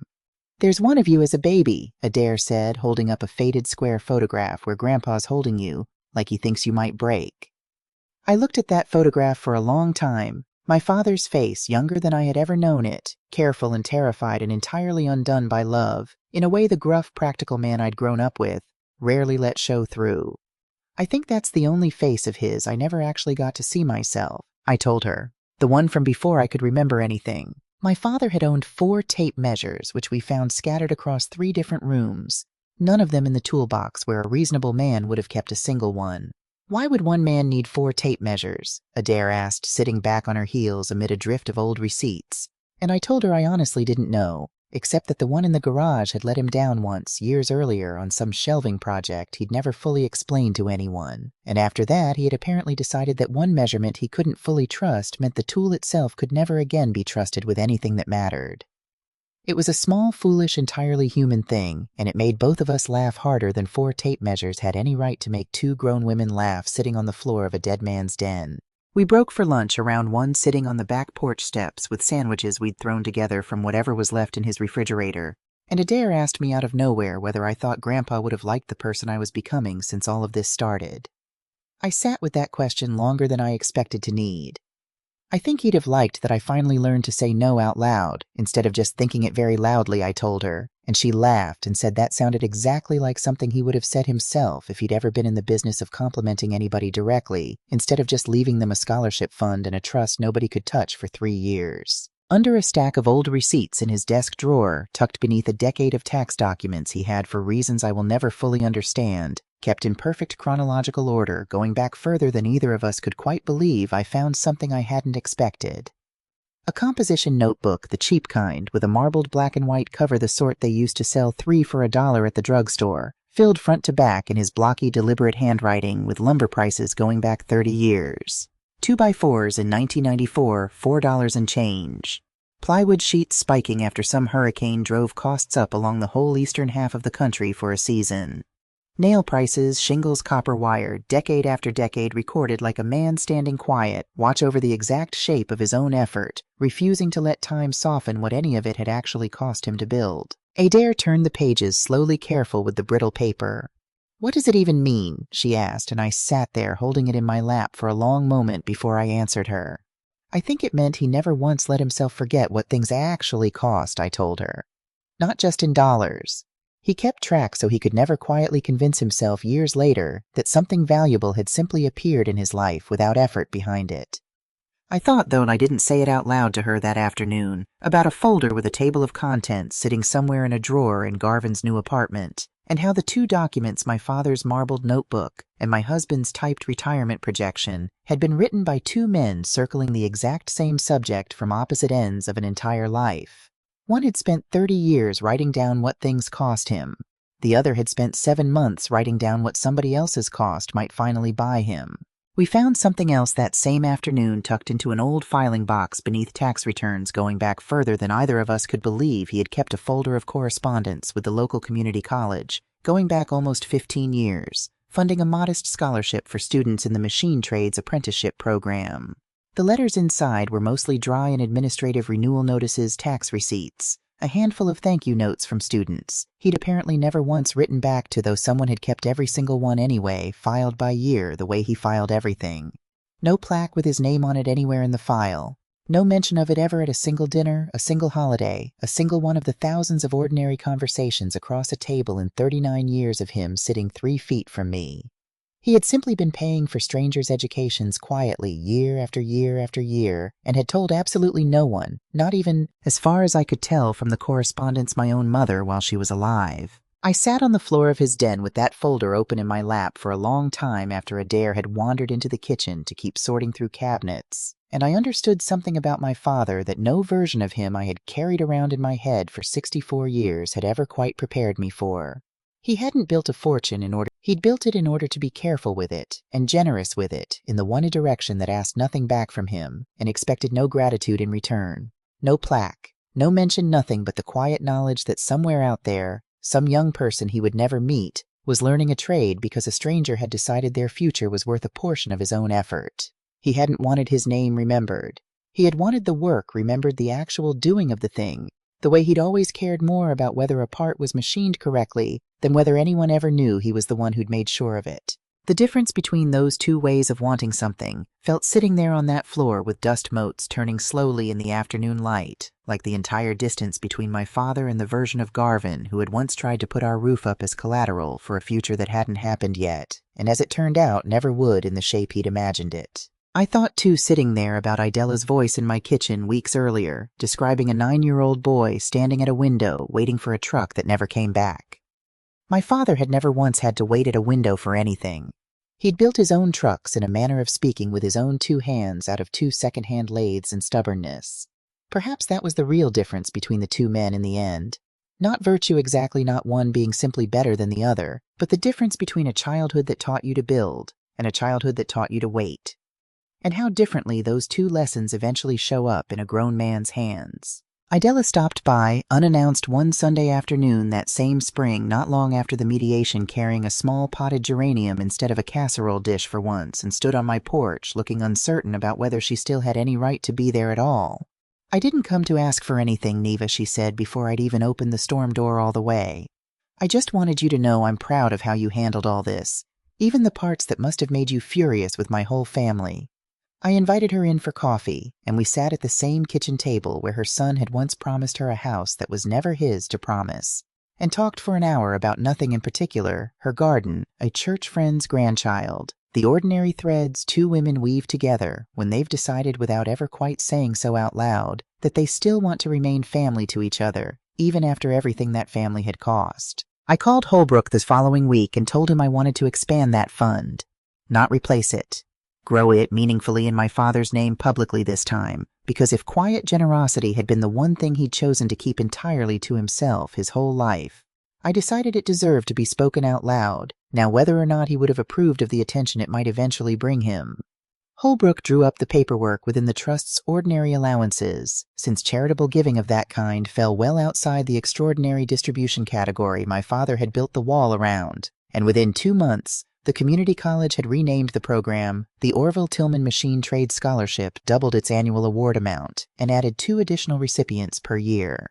I drove out to the college myself that spring for the small ceremony they held to announce it, more out of obligation than any expectation of feeling much of anything, and ended up standing in a fluorescent-lit gymnasium listening to a 19-year-old named Delray Whitcomb, a serious, soft-spoken young man with grease permanently worked into the creases of his knuckles, describe in front of maybe 40 people what it had meant to him to receive that scholarship 2 years earlier, before it had ever carried my father's name attached to it. He said the money had let him quit a second job at a warehouse that was exhausting him past the point of being able to study, and that he'd since gone on to apprentice under a machinist, not far from where my father's old plant used to sit before the new owners moved everything out to the bigger facility.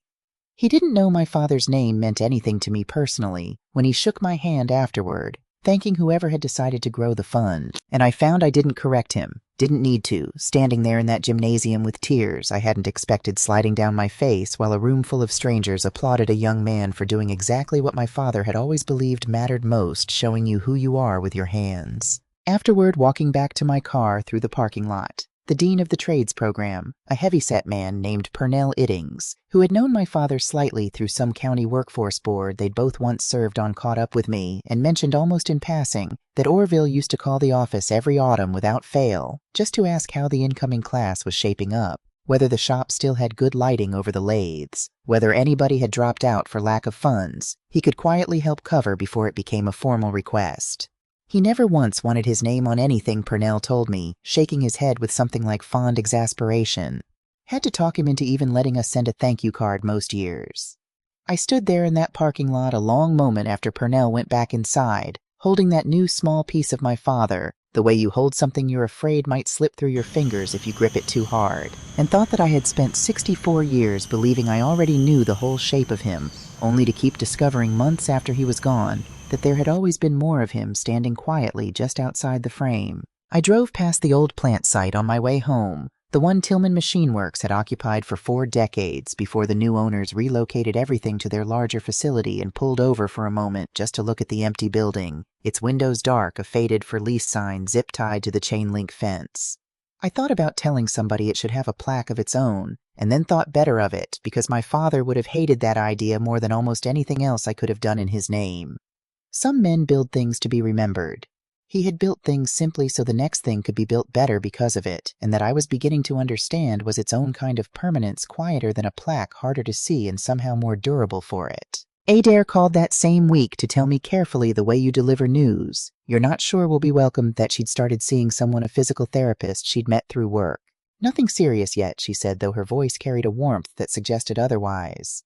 I told her I was happy for her and meant it, and found myself thinking after we hung up about that paragraph in Garvin's folder, proposing an education fund for grandchildren who didn't exist yet, and how strange it was that the actual future, whatever shape it eventually took, was arriving on its own schedule, regardless of anyone's spreadsheet, unhurried, unbothered by any timeline but its own. The final signing happened on a Tuesday in a conference room that smelled almost exactly like the burnt coffee in Holbrook's office, though this was an entirely different building, an entirely different set of lawyers, an entirely different kind of ending than the one that room usually hosted. Garvin and I signed where we were told to sign, initialed, where we were told to initial our 2 attorneys, murmuring quietly to each other in the corner about a filing date, and when it was finished, neither of us stood up right away. We sat there a moment in that beige room, the same particular beige as Verlene's office somehow, as though every room in this whole story had been furnished by the same tired decorator, and something about the stillness of it felt less like an ending and more like the 2 of us finally exhaling after holding our breath for the better part of a year. Afterward, we walked without really discussing it to the coffee shop on the corner, the one we used to duck into decades earlier, back when we were young enough to think 39 years sounded like something that happened to other people, to parents and grandparents, never to us. We sat by the window at a small round table that wobbled slightly whenever either of us set a cup down on it, the same wobble I remembered from 20 years earlier, and I found myself absurdly comforted that at least one small thing in that town had stayed exactly as unreliable as I remembered it. He stirred his coffee for a long time without drinking it, watching the spoon go around and around. "Do you ever wonder what would have happened if I'd just stayed at work?" he finally asked, not looking up from the cup. "We'd probably still be married," I told him honestly. He looked up at that something almost hopeful, crossing his face for half a second before I finished the sentence. "But the problem would still have been there," I said. "Just quieter, just slower moving. It would have found some other way to show itself eventually, some other event, some other pressure point, because the problem was never really about the money, Garvin. The money only made it expensive enough finally for me to notice something I probably should have noticed 20 years earlier. He nodded slowly, turning his cup a quarter turn on the table without ever lifting it to his mouth. "I always thought you'd come around," he said. "I think some part of me built our entire marriage on that one assumption and never once thought to question it, not even when it should have been obvious I was asking too much of it." I know I told him. I think I built a lot of my own life, making absolutely certain you'd never have to question it. He looked down at the table, and for once, for the first time, maybe in the whole 39 years, he didn't reach for a joke to carry us both safely out of an uncomfortable moment. "Do you think either of us actually learned anything?" he asked quietly. "Or do you think we just got tired enough to stop pretending?" "Both, probably," I told him. "I think I learned that peace and respect aren't the same thing, even though I spent most of my marriage treating them like synonyms." "I don't know yet what you learned. That's not for me to say." He asked after a moment how Adair was doing, whether she'd forgiven him yet. I told him forgiveness wasn't really mine to hand out on her behalf, but that she loved him still in the complicated way children love parents who disappoint them without ceasing to be their parents. He nodded at that, and I watched something in his shoulders ease slightly, as though he'd been carrying the question longer than he'd let on. "I learned that somebody can love you and still never once ask what you actually wanted," he said. "I did that to you for a long time before your father's money ever came into it." The money just finally made it visible enough that even I couldn't talk my way around it anymore. We finished our coffee mostly in silence after that, the comfortable kind of silence that only exists between two people who have already said the hardest things out loud to each other and have nothing left to prove, no scores left to settle, nothing left hiding underneath the next sentence, waiting to ambush either one of us. Outside the window, a young couple walked past, pushing a stroller, arguing cheerfully about something neither of us could hear. And I remember thinking that somewhere out there, an entirely different marriage was being built.